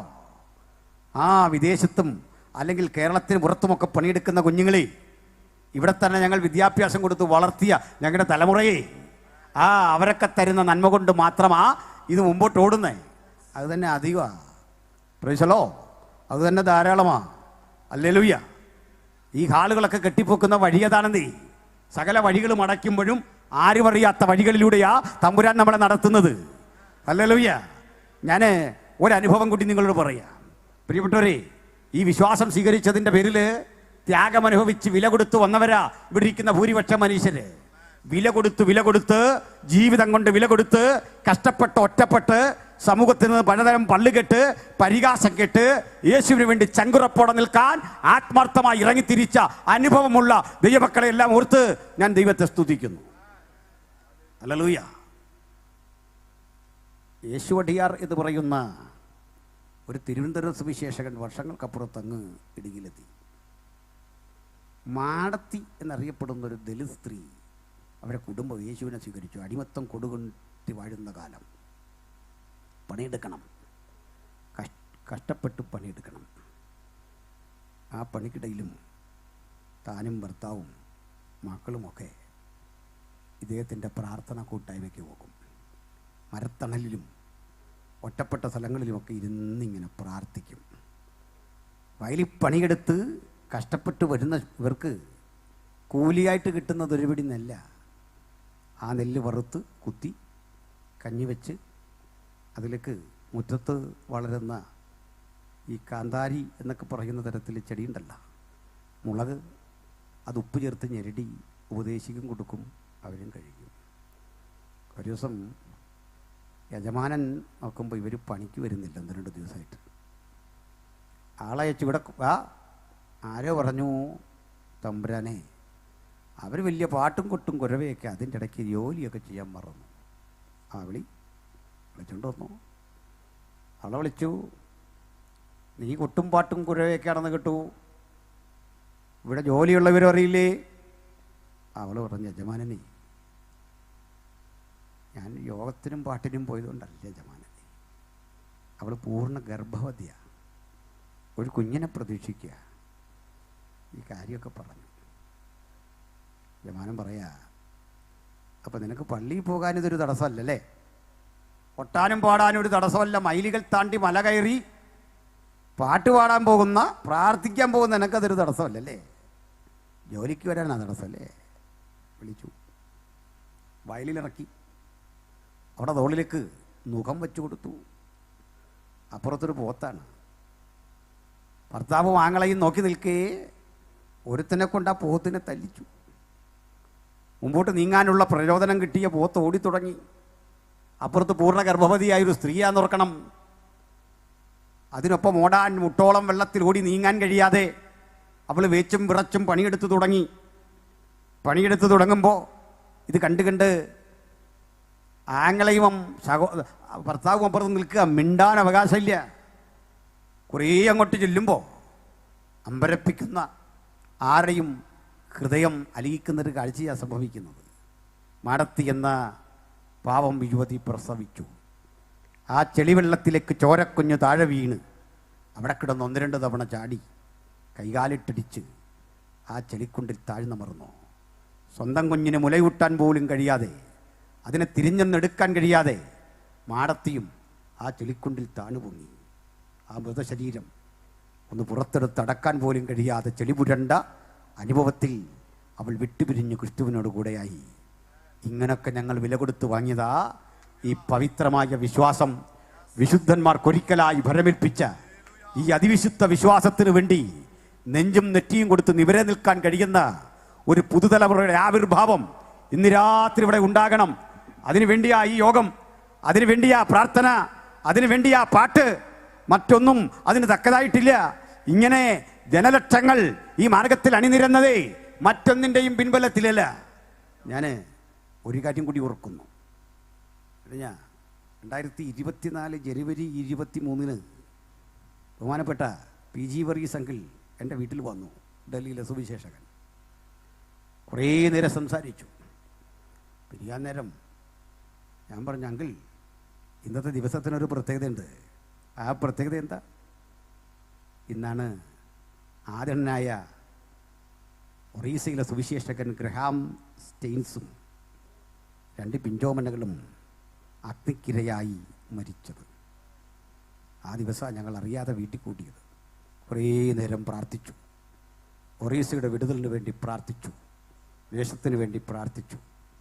പക്ഷെ ഇന്ന് നിങ്ങൾക്ക് ഒരു വാർത്ത അറിയാമോ? മറ്റേ അദ്ദേഹത്തെ കൊന്ന ആളിനെ പുറത്തു വിട്ട കാര്യമൊന്നുമല്ല. എനിക്കതിൽ വിയോജിപ്പൊന്നുമില്ല. എല്ലാവരും പുറത്തു വരട്ടെ, നമുക്കെന്ത് നഷ്ടം? ഒരാൾക്കും ശിക്ഷിക്കപ്പെടരുതെന്ന ഞങ്ങളെ തല്ലിൻ്റെ പേരിൽ നിങ്ങൾ ജയിലിൽ കിടക്കരുതെന്ന നമ്മുടെ ആഗ്രഹം. നിനക്കൊരു ദോഷവും വരുത്തരുത്, ഞങ്ങളിവിടെ ഉണ്ട്. ഹല്ലേലൂയ. ഒളിച്ചു പോകാനൊന്നും തീരുമാനിച്ചിട്ടില്ല. ഇവിടെ ഉണ്ട്. നമ്മൾ സുവിശേഷം പറയുന്നു, ഞങ്ങളെ ദൈവമാക്കുന്ന അത്രയും അളവിൽ ഇവിടെയുണ്ട്. മാധ്യമങ്ങളെയൊക്കെ കണ്ടു അദ്ദേഹത്തെ പുറത്തു വിട്ടത് അനീതിയായി. അതൊക്കെ ഭരണകൂടം ചെയ്യട്ടെ, വിരോധമൊന്നുമില്ല. നമുക്ക് ആരോടാ പക? ആരോടും പകയില്ല. അതാ സുവിശേഷം. ഏവരെയും ഇത് സ്നേഹിക്കുന്നു. ആ മനുഷ്യനും ദൈവം നല്ല നല്ല അനുഭവങ്ങൾ കൊടുക്കട്ടെ. ഇതാണ് ഞങ്ങളുടെ പ്രാർത്ഥന. അപ്പോഴേ മറ്റൊരു കാര്യം കൂടി പറയാം. ഗ്രഹാം സ്റ്റെയിൻസിനെയും 2 മക്കളെയും കൊന്നൊടുക്കിയ നാട്ടിലൂടെ നിങ്ങൾ ഇന്ന് ഈ ബൈബിളുമായിട്ടൊന്ന് നീങ്ങണം. എന്താ സ്ഥിതി എന്നറിയോ? പാതിരി സാബ് അയ്യേ ദൈവദാസനെ വന്നാലും അവരനുഭവം കൊണ്ട് പഠിച്ചു. 2 പിഞ്ചോമനകളുടെ നിർദോഷ രക്തം ഹാബീലിൻ രക്തത്തെക്കാൾ ഗുണകരമായി സംസാരിക്കുന്ന നസ്രായന് പിടികിട്ടി. ആ രക്തത്തിൻ്റെ ഉടമയ്ക്ക് ബോധ്യം വന്നു. 8ഉം 8ഉം തിരിയാത്ത പിഞ്ചോമനകളുടെ ശരീരം കീറിമുറിച്ചും തീക്കുള്ളിൽ കരിച്ചും കത്തിച്ചു ചാമ്പലാക്കിയ ആ ശവശരീരം ആ മണ്ണിലമർന്നപ്പോൾ രക്തസാക്ഷികളുടെ രക്തം, സുവിശേഷത്തിൻ്റെ വിത്ത്, അത് വളവൃഷ്ടമായി കിളിർക്കും. ആ വൻവൃക്ഷത്തെ തകർക്കാൻ ഒരു മഹാമാരിക്കും കഴിയില്ല. അതിശക്തമായി അഞ്ഞടിക്കുന്ന ഒരു കൊടുങ്കാറ്റിനും കഴിയാത്ത വിധത്തിൽ അചഞ്ചലമാണ് ആ നാമമെങ്കിൽ ഒരു കാര്യം നിങ്ങൾക്ക് ഇന്ന് കാണാം. അതിവേഗം യേശുവിൻ്റെ അനുഗാമികളുടെ കൂട്ടം ആ സ്റ്റേറ്റിൽ വർദ്ധിച്ചുകൊണ്ടിരിക്കുന്നു. ഇന്ത്യയുടെ വിവിധ ഇടങ്ങളിൽ വർദ്ധിച്ചുകൊണ്ടിരിക്കുന്നു. ഇന്ത്യ മഹാരാജ്യത്തിൽ ആര് ഞങ്ങൾക്കെതിരെ അക്രമം അഴിച്ചുവിട്ടാലും കേസ് കൊണ്ട് പ്രതിരോധിക്കുന്ന രീതിയൊന്നും ഞങ്ങൾക്കില്ല.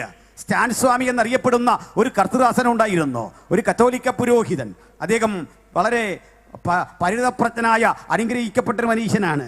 അദ്ദേഹത്തിന് ഒരിക്കൽ ഒരു അറസ്റ്റ് വരിക്കേണ്ടി വന്നു. അദ്ദേഹത്തിൽ ചാർത്തിയ കുറ്റം മാവോയിസ്റ്റാണെന്നാണ്. സ്തോത്രം. മാവോയിസ്റ്റുകളെ സഹായിക്കുന്നു എന്നൊക്കെ കുറ്റം ചുമത്തി വിചാരണ കൂടാതെ തടവറയ്ക്കകത്തിട്ടു. ദീർഘനാളിലെ വിചാരണയ്ക്കും ആ തടവിനും ശേഷം ആ കാലഘട്ടത്തിൽ അദ്ദേഹത്തിന് പാർക്കിൻസൺസ് രോഗം പിടിച്ചു. ശരീരം വിറക്കിയ, അദ്ദേഹത്തിന് കൊണ്ടുവെക്കുന്ന ഭക്ഷണം എടുത്ത് കഴിക്കാൻ വയ്യ, ചായ കുടിക്കാൻ വയ്യ, വെള്ളം കുടിക്കാൻ വയ്യ. ഇതാണ് അവസ്ഥ. ദാഹം കൊണ്ട് വരിഞ്ഞ് അദ്ദേഹം വളരെ ബുദ്ധിമുട്ടി ഈ വെള്ളമൊക്കെ കുടിക്കും. ഒരിക്കൽ വന്ന ജയിൽ വാർഡിനോട് പറഞ്ഞു, എനിക്കൊരപേക്ഷയുണ്ട്, ഒരാഗ്രഹമുണ്ട്, വെള്ളം കുടിക്കാൻ ഒരു സ്ട്രോ കിട്ടണം. ആ സ്ട്രോ പോലും അനുവദിച്ചു കൊടുക്കാതെ തൊണ്ട വരണ്ട് പൊട്ടിപ്പൊളിഞ്ഞ ജയിലിൽ അദ്ദേഹം അന്ത്യശ്വാസം വലിച്ചു. ഇങ്ങനെ ഒന്നും രണ്ടും പേരല്ല, 1600-ൽ പരം ആളുകൾ ഇന്ന് ഇന്ത്യ മഹാരാജ്യത്തിൻ്റെ വിവിധ ജയിലുകളിൽ മതപരിവർത്തന കുറ്റം ചുമത്തി കിടക്കുമ്പോൾ ഞങ്ങൾക്കൊരു കാര്യം ഉറപ്പാ, വരാനിരിക്കുന്ന ഇന്ത്യയുടെ ഭൂപടം മാറ്റിവരയ്ക്കാൻ കഴിയുന്ന ചില അനുഭവങ്ങളാണ് ഈ രാജ്യത്ത് സംഭവിക്കുന്നതെങ്കിൽ ഹല്ലേലൂയ. ഇന്ന് കേട്ട വചനം എന്താ? അവൻ നമ്മോട് വചനം വിശദീകരിച്ചു കൊണ്ടിരുന്നപ്പോഴേ ഉള്ളം കത്തിക്കൊണ്ടിരുന്നു. ആ വിഷയത്തിലേക്ക് വേഗത്തിൽ വന്ന് എനിക്ക് ഉപസംഹരിക്കേണ്ടതുണ്ട്. സ്തോത്രം. അപ്പോൾ യേശു കർത്താവ് എന്ന അജയ്യനായ ദൈവത്തിൻ്റെ പുത്രൻ സ്നാപകൻ വിശദീകരിച്ച ആ ചിന്തയുടെ പിൻബലത്തിൽ ഇവിടെ പ്രവർത്തിച്ചത് 1000-ൽ പരം ദിവസങ്ങളാണ്. യേശുവിൻ്റെ പബ്ലിക് മിനിസ്ട്രി 3.5 കൊല്ലത്തെ ദിവസങ്ങളായിട്ട് എണ്ണി മാറ്റിയാൽ, ചില മാറ്റിവെക്കേണ്ട ദിവസങ്ങളൊക്കെ മാറ്റിവെച്ചാൽ ഏതാണ്ട് 1050ഓളം ദിവസങ്ങൾ യേശു ഇഹലോകത്തിൽ പ്രസംഗിച്ചു. അത്രേ ഉള്ളൂ, 3.5 കൊല്ലം. ഈ 3.5 കൊല്ലത്തെ പ്രസംഗത്തിൻ്റെ ആകത്തുകയിൽ നമുക്ക് യേശുവിനെ പഠിക്കേണ്ടതുണ്ട്. ഇനി മറുവശത്തൊന്നുകൂടി നമുക്ക് യേശുവിൻ്റെ ബാല്യം മുതൽ ചില കാഴ്ചകൾ കാണാം. യേശു എന്ന മനുഷ്യൻ്റെ ശൈശവാവസ്ഥ നിങ്ങളൊന്ന് നോക്കണേ. ശൈശവാവസ്ഥയിൽ യേശുവിനെ കാണാൻ വേണ്ടി വരുന്ന ആട്ടിടകന്മാരുണ്ട്. അവനെ കണ്ട് വന്ദിക്കാൻ വരുന്ന മനുഷ്യർ. ശൈശവാവസ്ഥയിൽ യേശുവിനെ കാണാൻ വരുന്ന വിദ്വൽ ജനങ്ങളുണ്ട്, വിദ്വാൻമാർ. അവർ തീരെ ശിശുക്കളായിരിക്കുമ്പോഴല്ല കേട്ടോ. യേശു ഇരിക്കാൻ പ്രായമായ ശേഷമാണ് അവർ വന്ന് കാണുന്നല്ല, അന്ന് രാത്രി വന്നില്ല. വചനം അങ്ങനെയാണ്. എന്താണ് കാരണം? അങ്ങനെ പറയാൻ കാരണം, അവർ ശിശു ഇരിക്കുന്ന ഇടത്ത് വന്ന് അവനെ കണ്ടു. മനസ്സിലായില്ലേ? ഇരിക്കുന്ന ഇടത്ത്. ഇരിക്കൊക്കെ പരിശോധിക്കുക, എങ്ങനെ കിടക്കുന്നത്. ശിശുവിനെ വെറുതെ കണ്ടെന്നല്ല, ശിശു ഇരിക്കുന്ന ഇടത്ത്, ഇരിക്കാൻ പ്രായമായി കുട്ടി. ശിശുവിനെ കാണുക മാത്രമല്ല, എങ്ങനെ കണ്ടേ? അമ്മയായ മറിയോടുകൂടെ കണ്ടു. അപ്പോൾ അമ്മയായ മറിയോടുകൂടെ വിദ്വാജനങ്ങളൊക്കെ യേശുവിനെ കണ്ടതിൽ നിങ്ങൾക്ക് പിണക്കമുണ്ടോ? യേശുവിൻ്റെ അമ്മയായ മറിയത്തോട് പിണക്കമുള്ളവർ ഇവിടെ ഇരുന്നിട്ട് കാര്യമില്ല. ചില തെറ്റിദ്ധരിച്ച് അങ്ങനെ നമ്മളെപ്പറ്റി പറയുന്നത്. നമുക്ക് യേശുവിൻ്റെ അമ്മയായ മറിയത്തോട് പിണക്കുണ്ടോ? വിശുദ്ധ മറിയെന്ന് വിളിക്കാൻ ബുദ്ധിമുട്ടുണ്ടോ? ഒരു ബുദ്ധിമുട്ടും വേണ്ട. മാതാവെന്ന് വിളിക്കാൻ ബുദ്ധിമുട്ടുണ്ടോ? എനിക്കൊരു ബുദ്ധിമുട്ടുമില്ല. തെളിവ് കാണോ ബൈബിളിൽ? പൗലോസ് ഒരിക്കൽ വിളിക്കുക, കർത്താവിൽ പ്രസിദ്ധനായ രൂപോസ്, എൻ്റെ അമ്മയായ അവൻ്റെ അമ്മയ്ക്കും വന്ദനം ചൊല്ലുവിൻ. അപ്പം വിശുദ്ധന്മാരുടെ മാതൃഗണങ്ങളെല്ലാം നമുക്ക് അമ്മമാരാ അല്ലേ? അയ്യോ, നിങ്ങളങ്ങനല്ലേ കാണുന്നേ? അങ്ങനെ കാണണം. പൗലോസിൻ്റെ അമ്മയും അന്ത്രയോസിൻ്റെ അമ്മയും യോഹന്നാൻ്റെ അമ്മയും യേശുവിൻ്റെ അമ്മയും ഒക്കെ നമുക്ക് അമ്മയാണ്. ശരിയല്ലേ? ഇനി വേറൊന്ന്, ഈ അമ്മയെ കണ്ടാൽ ആദരവ് വേണ്ടേ? വേണം. വിശുദ്ധ മറിയത്തെ എന്നെങ്കിലും കണ്ടാൽ ആദരിക്കണമെന്ന്. വാക്ക് തെറ്റിപ്പോകല്. ആരാധിക്കണം എന്ന് ഉപദേശി പറഞ്ഞിട്ടില്ല. ആദരിക്കണം. ആദരവ് വേറെ, ആരാധന വേറെ. അതെന്താ? നീ വന്ന കക്ഷികൾ കാട്ടിത്തന്നു. അവിടെ എഴുതിയിരിക്കുക, മത്തായിയുടെ സുവിശേഷം 2:10. കുഞ്ഞെ വായിക്കണ്ട, ഞാൻ പറഞ്ഞു വിട്ടോളാം. അതെന്താണെന്ന് അറിയണ്ടേ? അമ്മയായ മറിയത്തോടു കൂടെ യേശുവിനെ കണ്ടു, അവനെ വന്ദിച്ചു. അവരെ എന്നല്ല, അവനെ വന്ദിച്ചു. ഇതാ ഞങ്ങളുടെ വ്യത്യാസം. ഞങ്ങൾക്ക് മറിയത്തോട് ബഹുമാനം ഒരു എതിർപ്പുമില്ല. പക്ഷെ വന്ദിക്കുന്നതേ, ആരാധിക്കുന്നതേ, ആരാധനയ്ക്ക് യോഗ്യനായവനെ മാത്രം. ഹല്ലേലൂയ. ഞങ്ങളൊരു ഡിബേറ്റിൽ ഒരു ചങ്ങാതി പറഞ്ഞു, യേശു എന്ന സർവശക്തൻ, സർവജ്ഞാനി, സർവവ്യാപിയായ ദൈവപുത്രനെ ഉൾക്കൊണ്ട ഉദരമാണോ മറിയത്തിൻ്റെ? ഞാൻ പറഞ്ഞു അതെ. അപ്പൊ സർവശക്തനെ, സർവജ്ഞാനിയെ, സർവവ്യാപിയെ ഒക്കെ ഉൾക്കൊണ്ട ഉദരത്തിൻ്റെ ഉടമയ്ക്കും ഈ കഴിവൊക്കെ വേണ്ടേ? അതൊരു നല്ല ലോജിക്കായതുകൊണ്ട് ഞാൻ മൂളി. വേണ്ടേ? സർവശക്തൻ, സർവജ്ഞാനി, സർവവ്യാപിയായ യേശുവിനെ ഉൾക്കൊണ്ട യേശുവിൻ്റെ അമ്മയായ മറിയത്തിനും ഈ യോഗ്യതകളൊക്കെ വേണ്ടേ എന്ന് ചോദിച്ചപ്പോൾ ഞാൻ പറഞ്ഞു 100% ലോജിക്കാം. അപ്പം ഞാനൊരു ചോദ്യം ചോദിച്ചു, അങ്ങനെയെങ്കിൽ ഈ അമ്മയെ ഉൾക്കൊണ്ടൊരമ്മയില്ലേ, മറിയത്തിൻ്റെ അമ്മ, അവർക്കും വേണ്ടേ? കേട്ട പാർട്ടി പറയാ, അഹങ്കാരം പറയാനല്ല നിങ്ങളോട് പറഞ്ഞു. ഇതെങ്ങനെ അഹങ്കാരമാകും? നീ അത് വിട്, ആ അമ്മയുടെ അമ്മയ്ക്ക് വേണ്ടേ? അങ്ങനെ പോയി അമ്മച്ചിമാരുടെ ഒരു പരമ്പര ആരാധിച്ച് മനുഷ്യൻ്റെ നടലൊടിയല്ലേ. തീർന്നില്ല, പിന്നെ ഉണ്ട് അടുത്തൊരു കാര്യം. ഈ സർവജ്ഞാനിയായിരുന്നു മറിയുമെങ്കിൽ ദൂതൻ വന്ന് വണങ്ങിയിട്ട് പറയുക, കൃപ ലഭിച്ചവളെ നിനക്ക് വന്ദനം. രണ്ടുപേരും വന്ദനമൊക്കെ പറഞ്ഞു. ദൂതൻ പറയാ, നീ ഗർഭം ധരിച്ചൊരു മകനെ പ്രസവിക്കും, അത്യുന്നതൻ നിന്റെ മേൽ നിഴലിടും, പരിശുദ്ധാത്മാവ് നിന്റെ മേൽ വരും. ഇത്രയും പറയുമ്പോൾ ഈ സർവജ്ഞാനി, സർവശക്ത ദൈവത്തിൻ്റെ മാതാവെന്നൊക്കെ വിളിക്കുന്ന ആളാണെങ്കിൽ പറഞ്ഞാൽ മതിയായിരുന്നു ദൂതൻ്റെ അടുത്ത്, എടാ കുഞ്ഞെ, എന്നോട് ഇത് വല്ലതും പറയണോ? ഇതൊക്കെ എനിക്കറിയാം, ഇത് നീ പോയി യോസഫിനോടും നാട്ടുകാരോടൊക്കെ പറഞ്ഞാൽ മതി, ഇങ്ങനൊരു സംഭവം. കുഞ്ഞു പോകട്ടെ, പ്രോട്ടോക്കോൾ വെച്ച് ദൂതൻ താഴെയല്ലേ, അല്ലേ? ഇതൊന്നും കാണുന്നില്ല. വചനം വെച്ചാൽ ഞങ്ങളെല്ലാം പറയുന്നത്, അല്ലാതെ വിരോധം ഉണ്ടായിട്ടല്ല, ഒരു വിരോധവും ബുദ്ധിമുട്ടുമില്ല. അപ്പോൾ ഞങ്ങളിത്രേ പറയുന്നുള്ളൂ, നമുക്കാർക്കും വിശുദ്ധ മറിയത്തോട് യാതൊരു അകലവും ഇല്ലെന്ന് മാത്രമല്ല, അതിയായ സ്നേഹം. വിശുദ്ധ മറിയത്തെ ഉൾക്കൊള്ളാത്തവർക്ക് ഇതിനകത്ത് സ്ഥാനമില്ല. ഔസേപ്പിനെ ഉൾക്കൊള്ളാത്തവർക്ക് ഇതിനകത്ത് സ്ഥാനമില്ല. അത് ദൈവത്തിൻ്റെ കൃപയാണ്. കൃപ ലഭിച്ചവളെ നിനക്ക് വന്ദനം. പറയാൻ വന്ന മറ്റൊരു കാര്യമാണ്. ഇതൊക്കെ ആണെങ്കിലും ഈ നാട്ടുകാർ യേശു ജനിച്ചപ്പോഴൊക്കെ വന്ന് കണ്ടു. ആ ഓർമ്മയിൽ നമ്മൾ ഇന്നും യേശുവിനെ ഉണ്ണീശോ ആയി കാണുന്ന മനുഷ്യരാണ്. ഉണ്ണീശോ, യേശു കുഞ്ഞ്, ഇങ്ങനെയൊക്കെയാണ്. അതിനൊരു കാരണമുണ്ട്, ഞാൻ വിശദീകരിച്ചിരുമ്പോൾ മനസ്സിലാവും. നമ്മുടെ യേശുവിൻ്റെ ശുദ്ധീകരണം ആവശ്യമില്ലാത്തവനാ. പക്ഷെ നാട്ടു നടപ്പനുസരിച്ച് അവരൊരു ആചാരം പോലെ ആലയത്തിലേക്ക് വരുമ്പോൾ അവിടെ രണ്ടുപേര്, ഒന്ന് അന്നാന്ന് പറഞ്ഞൊരു പാവപ്പെട്ട ദൈവദാസി, ഒരു പ്രവാചകൻ, മറ്റൊരാൾ ജരാനര ബാധിച്ച തേജോരൂപിയായ ഒരു ദൈവദാസൻ, പേര് ശിമയോൻ. ശിമയോൻ ഈ കുഞ്ഞിനെ കയ്യിലേക്ക് വാങ്ങി. ഈ കുഞ്ഞുങ്ങളെ കയ്യിലേക്ക് വാങ്ങിയിട്ട് മറ്റുള്ള ആൾക്കാരുടെ കുഞ്ഞുങ്ങളെയൊക്കെ ഇങ്ങനെ വാങ്ങിയിട്ട് ഈ ആളുകളിങ്ങനെ ലാളിക്കുമല്ലോ. പുരുഷന്മാരത് അത്ര കണ്ടില്ല, കാരണം നമ്മൾ ലാളിച്ചാൽ കൊച്ചു മൈൻഡ് ചെയ്യല, ശരിയല്ലേ? നമ്മളൊന്ന് ലാളിച്ച് നോക്കിയേ.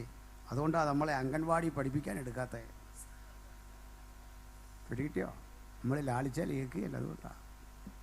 പക്ഷെ ഈ ലാളിക്കുന്ന സ്ത്രീകൾ ചെയ്യുന്നൊരു പണി ഞാൻ കണ്ടിട്ടുണ്ട്. വേറൊരു കുഞ്ഞിനെ ഇങ്ങോട്ട് മേടിച്ചിട്ട് ഇങ്ങോട്ട് പിടിച്ച് കുഞ്ഞേന്നൊക്കെ വിളിച്ചിട്ടൊരു തല്ലും തല്ലിട്ട് വിളിക്കുക, കള്ളൻ. ഇങ്ങനെ ഡയലോഗ് തുടങ്ങുന്നു. ആ തുടക്കമാണെന്ന് ആദ്യം വിളിക്കുന്നത് എങ്ങനെയാ? അവരാദ്യം കാണുക ഈ കുഞ്ഞിനെ. തുടക്കം എങ്ങനെയാ? കള്ളൻ. അല്ലെങ്കിൽ ഓരോന്നിങ്ങനെ പറയും. ആട്ടെ, ശിമയോൻ ഇങ്ങനെ എന്തെങ്കിലും ആയിരുന്നു പറയണ്ടേ? ഈ കുഞ്ഞിനെ ഇങ്ങോട്ട് എടുത്തിട്ടെ, കുഞ്ഞാവേ അങ്കിളിനെ ഒന്ന് നോക്കിക്കോ, കുഞ്ഞാവേ ശ്രദ്ധിച്ചേ. ആ കവിളിലൊക്കെ ഒന്ന് പിടിച്ച് പറഞ്ഞില്ല. ജരാനര ബാധിച്ച വയോവൃദ്ധൻ ഈ കുഞ്ഞിനെ ഇങ്ങനെ അങ്ങോട്ട് പിടിച്ചിട്ട് ആ മുഖത്തേക്ക് നോക്കിയൊരു കാഴ്ച കണ്ടു. ജാതികളുടെ മഹത്വത്തിനായി തിരുവെഴുത്ത് മുൻനിയമിച്ച നിന്റെ രക്ഷ അത് കണ്ടറിഞ്ഞ എനിക്ക് നിന്നെ മുഖാമുഖം കാണാൻ ഒരു ഭാഗ്യം തന്നല്ലോ നാഥാ. ഈ വിളി വിളിക്കാൻ കേൾപ്പുള്ളവന്റെ മാർഗമാ സുവിശേഷത്തിന്റെ മാർഗം. ഹല്ലേലൂയ. ഈ ജ്ഞാനി വിളിക്കുക, എൻ്റെ ദൈവമേ നാഥാ. ശിമയോൻ നാഥാ എന്ന് വിളിച്ച ക്രിസ്തു എങ്ങനെയാണോ ഉണ്ണീശോ ആകുന്നേ? കഷ്ടം. ഏത് വകുപ്പിലാ? ഇയാൾ വളർത്തിയ പോലെയാ. ഇതൊക്കെ വിട്. ഈ പേകൂത്തൊക്കെ കളയി. ഉണ്ണീശോ അല്ലത്, നാഥൻ. ഇവനെൻ്റെ രക്ഷകൻ, ഇവനെൻ്റെ വീണ്ടെടുപ്പുകാരൻ, അവനെൻ്റെ രക്ഷ. ആ തിരിച്ചറിവുള്ള, ആ ബോധ്യമുള്ള, ആ അനുഭവമുള്ള ശിമയോനെ പോലെ നമുക്ക് ഈ ക്രിസ്തുവിൻ്റെ ഏത് പ്രായത്തിലും ഏത് അനുഭവത്തിലും അവനെ വന്ദിക്കാൻ സാധിക്കണം. ആമീൻ. ഇനി മറ്റൊരു ഘട്ടം യേശുവിൻ്റെ ക്രൂശീകരണമാണ് അടുത്തത്. അത് നേരെ തിരിച്ച. ഈ ക്രൂശീകരണ വേളയിൽ യേശുവിനെ കാണാൻ തിക്കും തിരക്കൊന്നുമില്ല. എവിടെ? അഞ്ചപ്പം വാഴ്ത്തി അനുഗ്രഹിച്ചു കൊടുക്കുമ്പോൾ ഭക്ഷിക്കാൻ സ്ത്രീകളുടെ എണ്ണം എത്രയാ? എത്ര എഴുതിയിട്ടില്ല. പുരുഷന്മാരുടെയോ? നമ്മൾ ഈ കഷ്ടപ്പാടും എല്ലാം കഴിഞ്ഞിട്ട് നമ്മൾ കഴിച്ചതേ ഇവരുടെ ലിസ്റ്റിലുള്ളൂ. എന്താ സ്ത്രീകളുടെ ലിസ്റ്റില്ലാത്തതെന്ന് സജിഭാഷക്കറിയോ? അച്ഛനറിയോ എന്തോ? അതാ കാര്യം. ദേ ആർ കൗണ്ട്ലെസ് എന്നാ സാറ് പറഞ്ഞല്ല. അതല്ല ഉത്തരം. സ്ത്രീകൾ കഴിക്കുന്നതിന് അളവില്ലതാ. അവർ കൗണ്ട്ലെസ് അല്ല, അവരെ കഴിക്കുന്നതിന് അത് കറക്റ്റാ. ഇച്ചിരി തിരിഞ്ഞു കണക്കില്ലാതെ ചിലരങ്ങ് പെരുമാറിക്കഴിയും. അതുകൊണ്ട് യോവന്നാന് തന്നെ ഒരു നാണക്കേടായി. ആ പോട്ടെ, അതുകൊണ്ട് എഴുതാൻ ഞാൻ ഇവിടെ കിട്ടിയോ? 10,000 10,000 ഒന്നുമല്ല, ഇഷ്ടം പോലെ അങ്ങ് കഴിക്കുക. അപ്പോൾ ഭക്ഷണം കൊടുക്കാൻ വേണ്ടി, കഴിക്കാൻ വേണ്ടി 10,000 പേര് കുറഞ്ഞ വർഷം. യേശു കടലിൻ മീതെ നടക്കുന്നു പറഞ്ഞപ്പോൾ കേട്ട് കേട്ട് കേട്ട് കേട്ട് ആള് കൂടുക. ലാസറിനെ ഉയർപ്പിച്ചിടത്തെ ആവേശഭരിതരായിട്ട് ആള് കൂടുക. പക്ഷെ ക്രൂശിക്കപ്പെടുന്ന ഇടത്തെ ആളും ആരവാരോ ഇല്ല. താണ്ട് അവിടെ പിടിച്ചു നിൽക്കാൻ കെൽപ്പുള്ളവനാ യേശുവിൻ്റെ അനുഗാമി. ക്രൂശിനെ വിട്ടുപോകല്ലേ, താണ്ട് ഇവിടെ നിൽക്കണം. 5 അപ്പം കൊണ്ട് 5000 പോഷിപ്പിച്ചതിനേക്കാൾ, കടലിൻ മീതെ നടന്നതിനേക്കാൾ, അതുമല്ലെങ്കിൽ യായിറോസിന്റെ മകളെ ഉയർപ്പിച്ചതിനേക്കാൾ ഏതൊരു ഭക്തന്റെ ആവേശം നീ അറുക്കപ്പെട്ടു. ഇതിനൊരു കാരണമുണ്ട്. ഞാനിവിടെ വന്നപ്പോൾ നല്ല പാട്ടാണ് ഈ കുഞ്ഞുങ്ങളൊക്കെ പാടുന്നു. വിരുന്നിൻ്റെ വിവരമോ ഏതാണ്ടൊക്കെ പറഞ്ഞ് പാടുന്നത് കേട്ടു. പഴയ പാട്ടായുണ്ട്. ഈ സംസ്കൃതമാണ് അല്ലേ? നല്ല പാട്ടാണ്. പാട്ട് മോശം നല്ല കേട്ടോ. ചിലതിൻ്റെ ഒന്നും അർത്ഥം പെട്ടെന്ന് അങ്ങനെ നമുക്ക് മനസ്സിലാവില്ല. ഈ പാടി വരുമ്പോഴാണ് അല്ലെങ്കിലും ചില ആളുകൾ ഈ ഭാഷയുടെ കാഠിന്യത്തിലാണ് പിടിച്ചു തന്നെ. ഈ കുഞ്ഞല്ല കേട്ടോ, അതിനെ തെറ്റിദ്ധരിക്കല്ലോ, നല്ല പാട്ടാണ്. പക്ഷെ ഒരു കാര്യം, ഏത് പാട്ടാണെങ്കിലും നിത്യതയിൽ നമ്മൾ ഇവിടുന്ന് കൊണ്ടുപോകുന്ന ഒരു 90% പാട്ടും അവിടെ ചെന്നാൽ വേണ്ടാത്തതാണ്. പറയാം, നല്ല പാട്ടുകൾ കർത്താവ് താൻ ഗംഭീരനാദത്തോടും അത് നിത്യത ചെന്നാൽ വേണോ? കഴിഞ്ഞു. ഇവിടുന്ന് പോകുമ്പോഴേക്ക് അത് കഴിഞ്ഞു, തീർന്നു അല്ലേ? കണ്ടിയിടും കണ്ടിയിടും ഇതൊക്കെ തീർന്നു, പാട്ട് കഴിഞ്ഞു. ഒന്നും വേണ്ട. ഇവിടുത്തെ ഉള്ളടക്കങ്ങളും ഇതൊന്നും വേണ്ട. സ്വർഗത്തെക്കുറിച്ചുള്ള പാട്ട് പോലും അവിടെ ഏക്കുകയില്ല. നീതി സൂര്യൻ വരുമ്പോൾ തൻ പ്രഭയിൻ, നല്ല പാട്ടാ, പക്ഷെ സ്വർഗത്തിലൊന്നും പാടേണ്ട കാര്യമില്ല. അവിടെ വേറെയാ പാട്ട്. എന്നാൽ എന്നെ അത്ഭുതപ്പെടുത്തിയ കാര്യം, ഈ സ്വർഗത്തിലിരുന്ന് ദൂതഗണങ്ങൾ പാടുമ്പോൾ സ്വർഗത്തെ പറ്റിയല്ല പ്രകീർത്തിക്കുന്നത്. ഭൂമിയിലെ ഒരു സംഭവം സ്വർഗീയ ദൂതന്മാരെ ആവേശം കൊള്ളിക്കുന്നുണ്ട്. അത് ക്രൂശുമരണമാണ്. എന്താ ദൂതഗണങ്ങൾ പാടുന്നറിയണ്ടേ? നീ അറുക്കപ്പെട്ടു, നിന്റെ രക്തം കൊണ്ട് സകല ഗോത്രത്തിലും ജാതിയിലും ഭാഷയിലുമുള്ള ഞങ്ങളെ ദൈവത്തിനായി വിലയ്ക്ക് വാങ്ങി. കണ്ടോ, ക്രൂശ സ്വർഗത്തിനും ആവേശം പകരുന്ന സ്പന്ദനമെങ്കിൽ ആ ക്രൂശിന്റെ ചുവട്ടിൽ നിൽക്കാൻ ശക്തിയുള്ളവരെ ഓർത്ത് ഞാൻ കർത്താവിനെ സ്തുതിക്കുന്നു. ഇനി അവിടെ ഉണ്ടൊരു പ്രശ്നം. യേശുവിനെ ക്രൂശിക്കുമ്പോൾ 2 പേരെ കൂടെ ക്രൂശിക്കുന്നുണ്ട്. കള്ളന്മാർ നമ്മുടെ പരിഭാഷയിൽ. Actually they are not thieves. അവർ കള്ളന്മാരല്ല, മറിച്ച് തീവ്രവാദികളാണ്. പരിഭാഷയിൽ വന്നൊരു പ്രത്യേകത. കള്ളനെ ക്രൂശിക്കുന്ന ഏർപ്പാടില്ല. കുറ്റത്തിൻ്റെ ഗൗരവം അനുസരിച്ച് ശിക്ഷയുടെ ഗൗരവം അങ്ങനെയല്ലേ? കള്ളനെ ജയിലിടുകയോ ചാട്ടവാറയ്ക്ക് അടിക്കുകയോ വേണ്ടി വന്നാൽ പ്രാകൃതമായ ശിക്ഷ കൈവെട്ടിക്കളയൊക്കെയാണ്. പക്ഷെ ക്രൂശിക്കുകയില്ല. ഇവർ തീവ്രവാദികളാണ്. ഒരു സ്വതന്ത്ര രാഷ്ട്രം വെട്ടിപ്പിടിക്കാൻ റോമൻ ഭരണകൂടത്തിനെതിരെ വിപ്ലവം അഴിച്ചുവിട്ട രണ്ടുപേരെയാണ് ഈ കൊണ്ടിട്ടിരിക്കുന്നത്. അതിൽ ഒരുത്തൻ പറഞ്ഞത്, നീ ദൈവപുത്രനെങ്കിൽ നിന്നെയും രക്ഷിക്കണം, ഞങ്ങളെയും രക്ഷിക്കണം. അവനെ തള്ളാൻ വരട്ടെ, അവനൊരല്പം കൺസേണുള്ള കള്ളനാണ്. എന്നെ എന്നല്ല പറഞ്ഞു, ഞങ്ങളെ.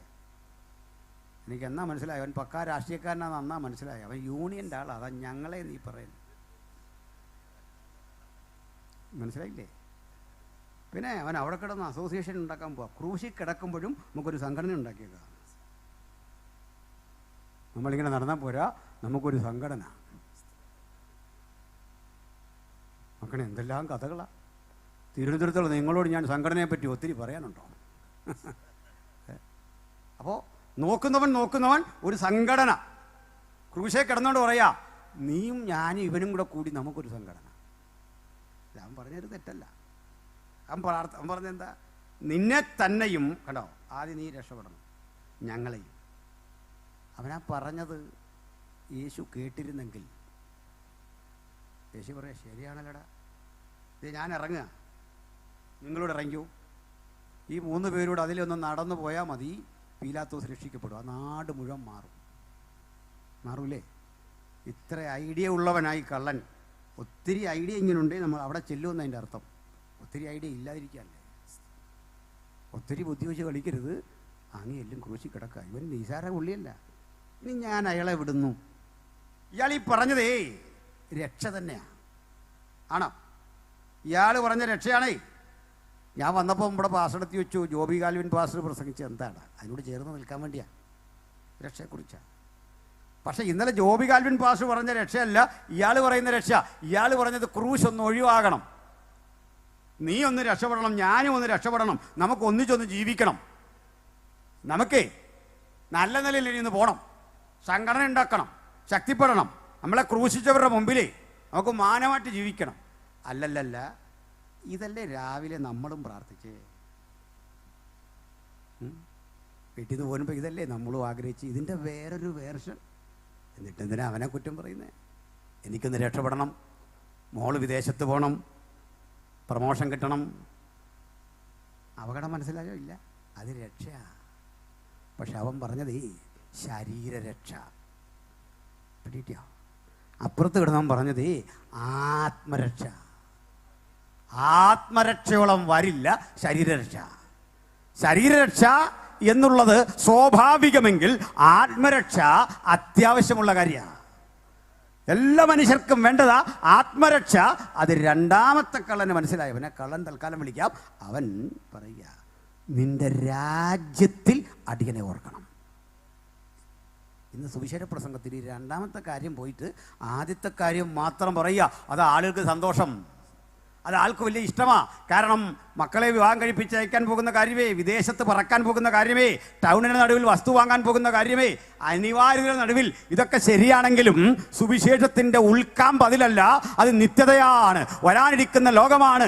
ഇതാ മനുഷ്യരുടെ കൂടെ ദൈവത്തിൻ്റെ കൂടാരം, ദൈവം താൻ അവരുടെ ദൈവമായിരുന്നു കൊണ്ട് അവരുടെ കണ്ണിൽ നിന്ന് കണ്ണുനീർ തുടച്ചു കളയുന്ന നിത്യതയെക്കുറിച്ചുള്ള ചിന്തയാ സുവിശേഷം. അത് പറയാത്തതൊന്നും സുവിശേഷമല്ല. ഹല്ലേലൂയ. അവിടെയാ ഇവന് തെറ്റുപറ്റിയേ.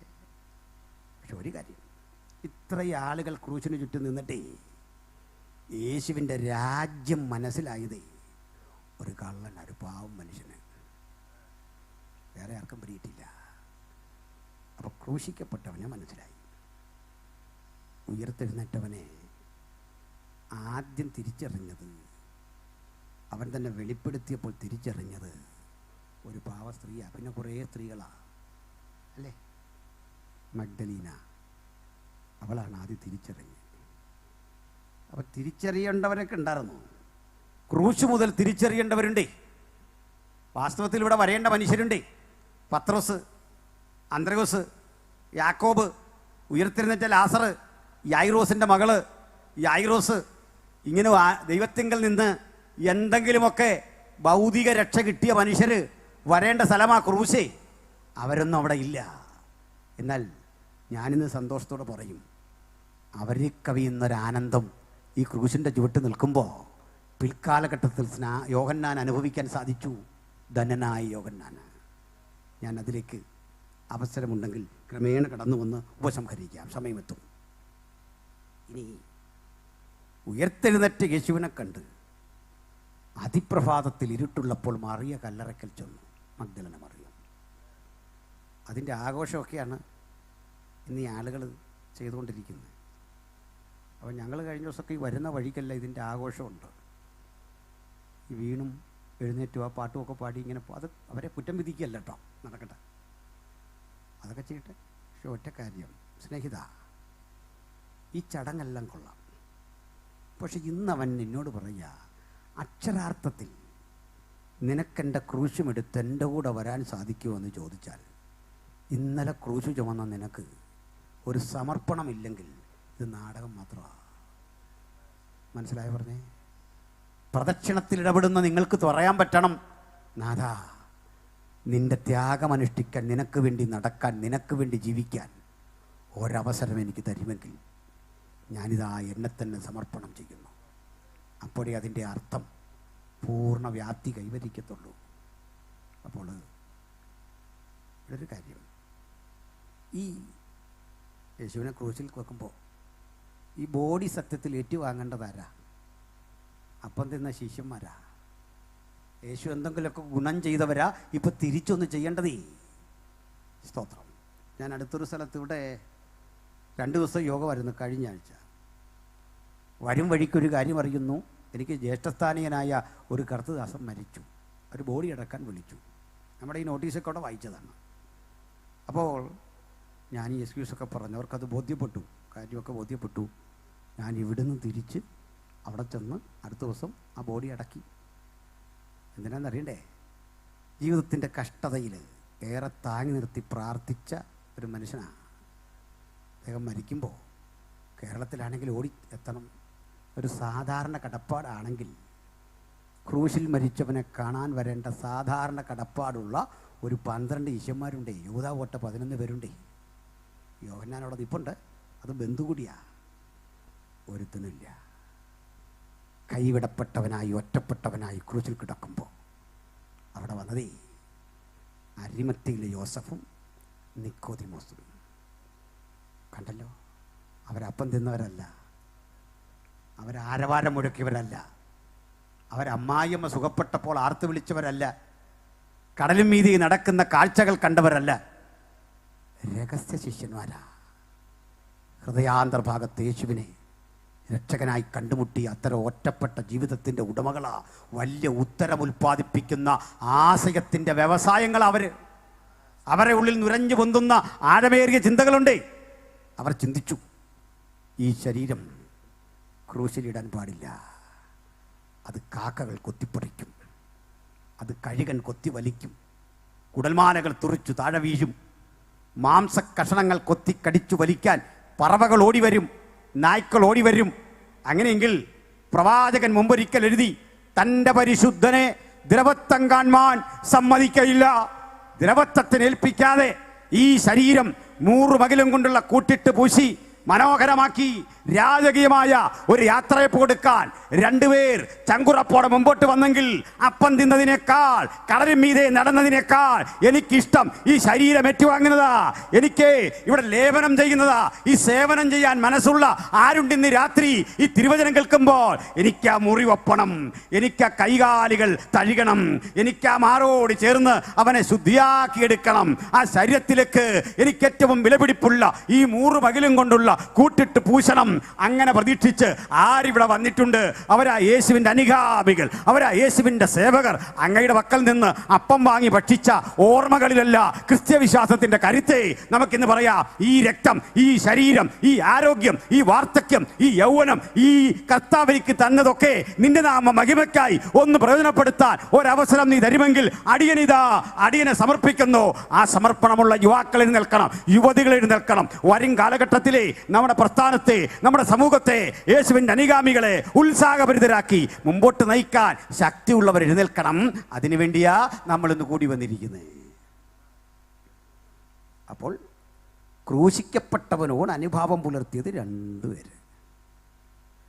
ഉയർത്തെഴുന്നേറ്റവനെ മനസ്സിലായത് ഒരു പാവം മഗ്ദലീന. ആൾ വന്നിട്ട് പറയാ, തോട്ടക്കാരനെന്ന് തെറ്റിദ്ധരിച്ച് ഉയർത്തെഴുന്നേറ്റ് യേശുവിനെ കണ്ടിട്ട് പറയാ, യജമാനനേ, നിങ്ങൾ എൻ്റെ കർത്താവിനെ എവിടെ വച്ചു? ഞാൻ കൊണ്ടുപോകാൻ വന്നതാ. ഒരു സ്ത്രീ യേശുവിനെപ്പോലൊരു യുവാവിനെ മരിച്ച ശവശരീരം എങ്ങനെ കൊണ്ടുപോകാൻ? പലർക്കും വേണ്ടതേ ജീവനുള്ള ശരീര. ആ ശരീരം കടലിൻ മീതെ നടക്കും. ആ ശരീരം കൊണ്ട് ഇങ്ങനെ കൽപ്പിച്ചാൽ കാറ്റും കടലും ശാന്തമാക്കും. ആ ശരീരം അനന്ത സാധ്യതകളുള്ളതാ. ആ ശരീരം കൊണ്ട് ആ പാലസ്തീനിയായിൽ തെക്ക് വടക്ക് നടന്നേ കാവർന്ന ഭൂമിയിലൊക്കെ 10,000 സുഖപ്പെടുത്തിയത്. അന്ന് ആൾത്തിരക്കുണ്ടായിരുന്നു. അന്ന് ജനാവലി ചുറ്റും കൂടുമായിരുന്നു. പക്ഷേ ക്രൂശിൽ മരിച്ച് ഈ ഗുഹയിലടക്കിയവൻ്റെ ശരീരം ആർക്കും വേണ്ട. പക്ഷേ എനിക്കിത് വേണം. ഈ ത്യാഗം ഒരു സ്ത്രീ ഒറ്റയ്ക്ക് ചെയ്യാൻ ചങ്കുറപ്പ് കാട്ടിയെങ്കിൽ ഇഹലോകത്തിൽ യേശുവിന് കിട്ടാവുന്ന ഏറ്റവും വലിയ ആരാധന ആ സഹോദരിയുടെ സമർപ്പണമാണെങ്കിൽ എനിക്ക് യേശുവിനെ വേണം, എനിക്ക് യേശുവിനെ വേണം. യേശുവിൻ്റെ മറുപടി, ജീവിച്ചിരിക്കുന്നവനെ മരിച്ചവരുടെ ഇടയിൽ അന്വേഷിക്കരുതേ. ഞാനിത് ഉയർത്തെഴുന്നേറ്റിരിക്കുന്നു. ജീവസുറ്റ ആ കാഴ്ചയാണ് മഗ്ദലീനയുടെ ജീവിതത്തിലെ ഏറ്റവും വലിയ സന്തോഷം. അവർ പറയും, നാഥ, നാളുകൾക്കപ്പുറത്തെ നിങ്ങളിൽ നിന്ന് പുറപ്പെട്ട സൗഖ്യം കിട്ടിയ നാളിലെ സന്തോഷത്തെക്കാൾ വലുതാ നിന്നെ ആദ്യം കണ്ടത് ഞാൻ. സ്ത്രീക്ക് വിലയും നിലയും കൽപ്പിക്കാത്ത പുരുഷാധിപത്യത്തിൻ്റെ ഭൂതകാലത്ത് യേശുവിൻ്റെ ദർശനം ആദ്യം കിട്ടിയ മഹത്തര വനിതാ രത്നമാണ് ആ മഗ്ദലീനയെങ്കിൽ ഇവിടെ ഇരിക്കുന്ന സഹോദരിമാരെ, നിങ്ങൾക്ക് വിലയും നിലയും തരാൻ കഴിവുറ്റ യേശു ഇന്നിവിടെ വന്നിരിക്കുന്നു. അവളാണ് ഉലകത്തോട് ആദ്യം പറഞ്ഞത്, അവൻ ഉയർത്തെഴുന്നേറ്റു, ഞാനവനെ കണ്ടു. ആ ശബ്ദം കേട്ട എളിയവനായ അനിൽക്കുരുത്തോട്ടം ഇന്ന് രാത്രി പ്രസംഗിക്കുന്നത് ഞാൻ നേരിട്ട് കണ്ടതല്ല. ഒരു സഹോദരിയുടെ സാക്ഷ്യം തലമുറകളിലൂടെ കറങ്ങി കറങ്ങി കറങ്ങി തിരിഞ്ഞിവിടെ വരുമ്പോൾ അത് ജീവനുണ്ട്, ഉന്മേഷദായകമാണ് എന്ന് ഞാൻ മനസ്സിലാക്കി. സ്തോത്രം. അങ്ങനെ ഇരിക്കെ ഈ വാർത്ത നാടകം പരന്നപ്പോൾ ഇതാ രണ്ടാളുകൾ എമ്മൗസിലേക്ക് പോകുകയാണ്.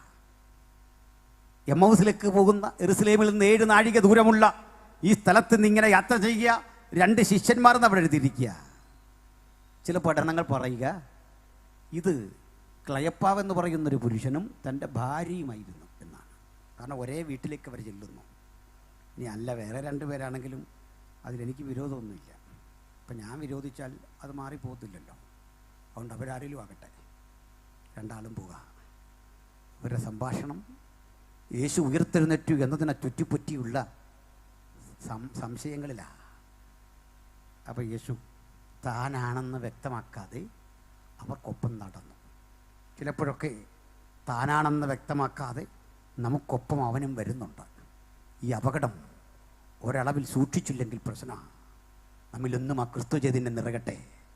കൂടെ വരുന്ന യേശു സംഭാഷണത്തിനിടയ്ക്ക് ചോദിച്ചു, കൂട്ടുകാരാ, നിങ്ങൾ എന്താ പറയുന്നേ?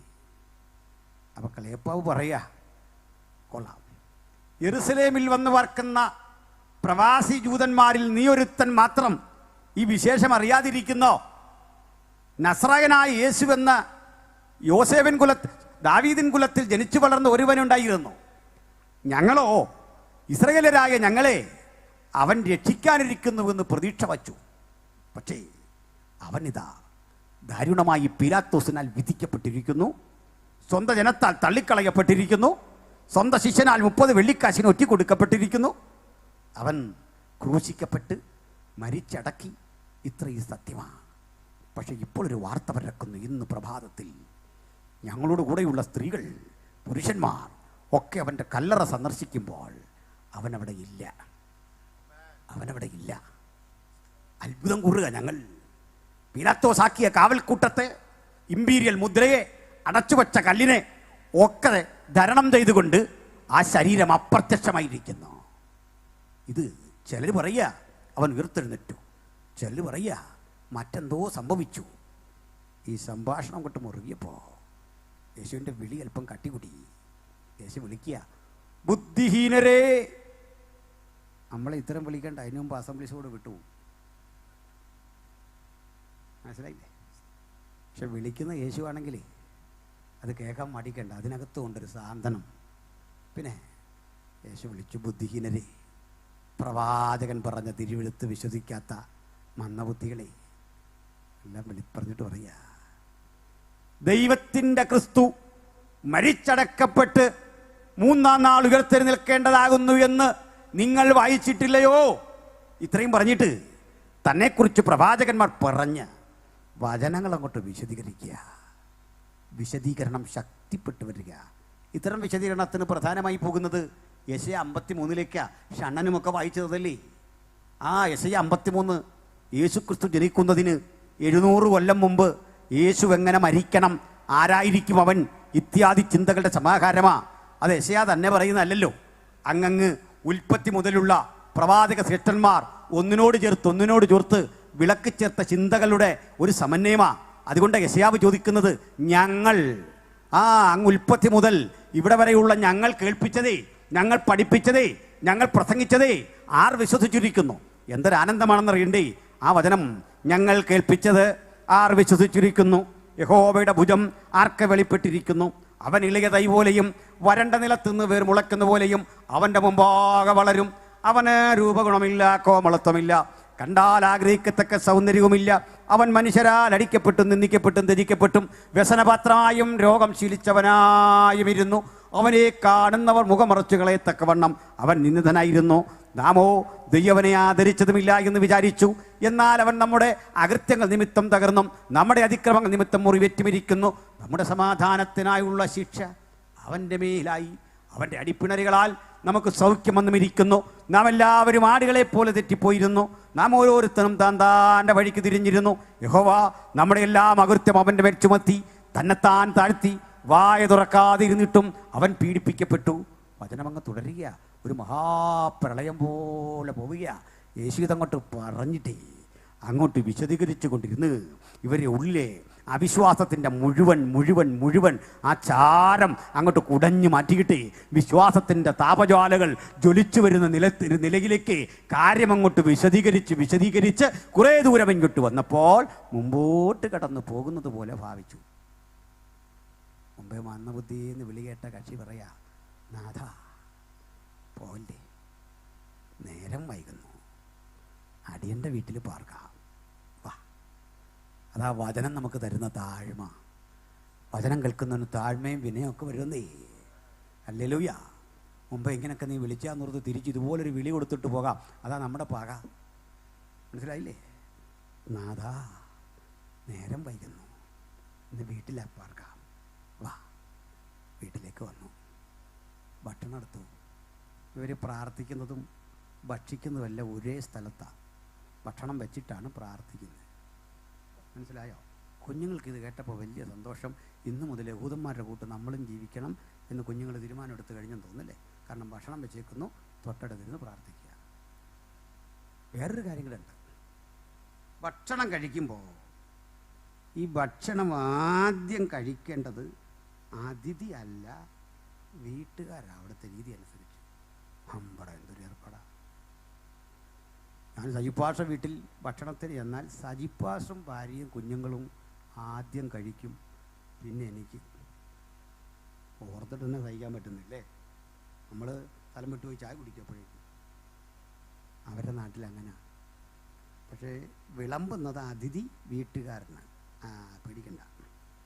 ഇതേ ഈ വീട്ടുകാർക്ക് ഒരപ്പം നുറുക്കി കൊടുക്കുമ്പോൾ അവർ കഴിച്ചു എന്ന് വരുത്തി തീർക്കുകയുള്ളൂ. എന്നിട്ട് കഴുകി ശുദ്ധിയാക്കി ഇദ്ദേഹത്തിന് വിളമ്പുക.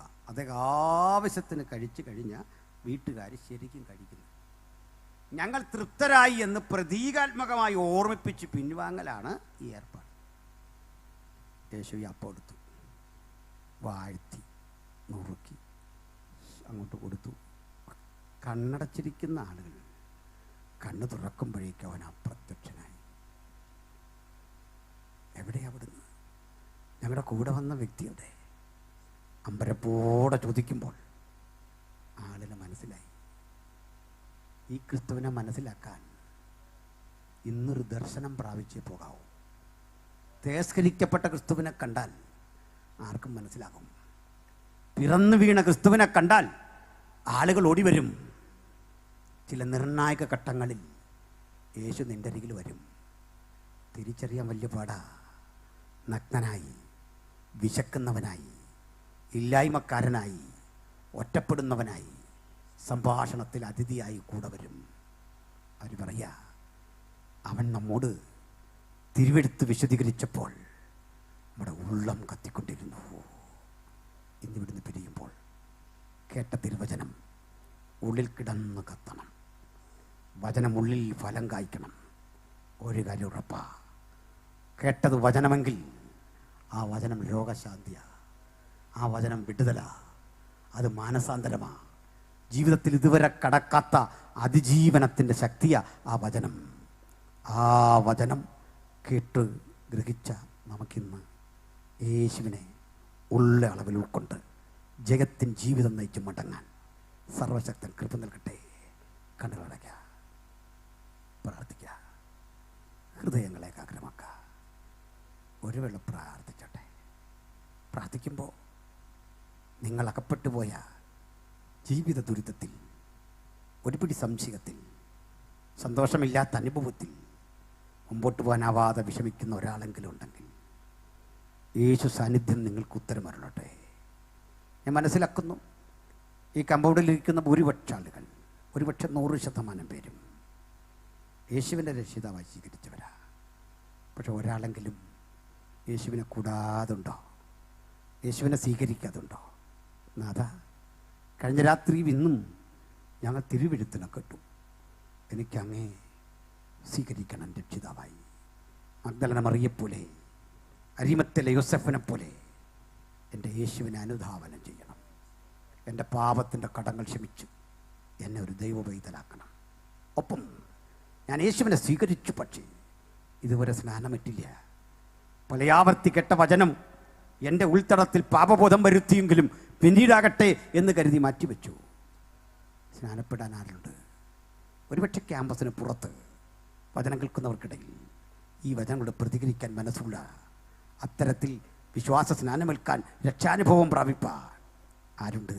അവർക്ക് കരമുയർത്താം. ഞങ്ങൾ നിങ്ങൾക്കായി പ്രാർത്ഥിക്കും. ആരുണ്ട് അവർക്ക് കരമുയർത്താം? ഞങ്ങൾ നിങ്ങൾക്കായി പ്രാർത്ഥിക്കും. ഒപ്പം മൂന്നാമതൊരു കാര്യം കൂടി, എനിക്ക് ഉറപ്പോടെ യേശുവിൻ്റെ സന്നിധിയിൽ നിൽക്കണം. ഭൗതിക വസ്തുക്കൾക്കപ്പുറത്ത് നിലനിൽക്കുന്ന ദൈവവചനത്തിനായി നിൽക്കണം. യേശുവിനെ പ്രസംഗിക്കണം, യേശുവിനെക്കുറിച്ച് പാടണം. പ്രതിഫലേച്ഛ കൂടാതെ നിത്യതയെക്കുറിച്ചുള്ള ബോധം അതിലൂടെ സഞ്ചരിക്കണം. യേശുവിൻ്റെ പൈതലായി മരിച്ച് യേശുവിൻ്റെ സന്നിധിയിൽ ചേരണം. എനിക്ക് യേശുവിനായി നിൽക്കണം. അചഞ്ചലതയോടെ യേശുവിനെ പ്രസംഗിക്കണം. ആർക്കാഗ്രഹമുണ്ട് യേശുവിനൊപ്പം നിൽക്കാൻ? എൻ്റെ കുടുംബത്തിനായി പ്രാർത്ഥിക്കണം. മദ്യത്തിൻ്റെ ലഹരിയിൽ, മയക്കുമരുന്നുകളുടെ ലഹരിയിൽ സ്വയം തകർന്ന വീട ഒന്ന് രക്ഷപ്പെടണം. എനിക്ക് വേണ്ടി പ്രാർത്ഥിക്കണം. ശബ്ദപരിധിയിൽ ദൂരത്ത് കേൾക്കുന്ന ഒരാളെങ്കിലും ഉണ്ടെങ്കിൽ ഞങ്ങൾ കാണണ്ട, നിങ്ങൾക്ക് കരമുയർത്താം. കർത്താവ് നിങ്ങളെ അനുഗ്രഹിക്കട്ടെ. കർത്താവ് നിങ്ങളെ അനുഗ്രഹിക്കട്ടെ. യേശു സാന്നിധ്യം നിങ്ങളിൽ വസിക്കട്ടെ. ഞാനൊരു വാക്കിൽ പ്രാർത്ഥിച്ച് വേദി കൈമാറുന്നു. സ്വർഗസ്ഥ പിതാവേ, കേട്ട വചനം അങ്ങയുടെ മക്കൾക്ക് അനുഗ്രഹപ്രദമാക്കണം. ഞങ്ങൾ ഈ ദേശത്തെ യേശു ക്രിസ്തുവിൻ നാമത്തിൽ അനുഗ്രഹിച്ച് പ്രാർത്ഥിക്കുകയാണ്. വചനം കേട്ട എല്ലാവരുടെയും മീതെ നിൻ്റെ കാരുണ്യവർഷമുണ്ടാകണം, ശാശ്വത അനുഗ്രഹമുണ്ടാകണം. കർത്താവ് കേട്ട വചന നിമിത്തം അവർക്ക് രോഗശാന്തി നൽകണം, കുടുംബ സമാധാനം നൽകണം. മദ്യലഹരിയിൽ, മയക്കുമരുന്ന് ലഹരിയിൽ നിന്ന് ശക്തമായ വിമോചനം നൽകണം. നസ്രയനായ യേശു ക്രിസ്തുവിൻ അധികാരമുള്ള നാമത്തിൽ ഞങ്ങൾ ഈ നാടിനെ അനുഗ്രഹിച്ച് സ്തോത്രം ചെയ്യുന്നു. പ്രാർത്ഥന കേട്ടതിനായി സ്തോത്രം. യേശു ക്രിസ്തുവിൻ വിലയേറിയ നാമത്തിൽ തന്നെ.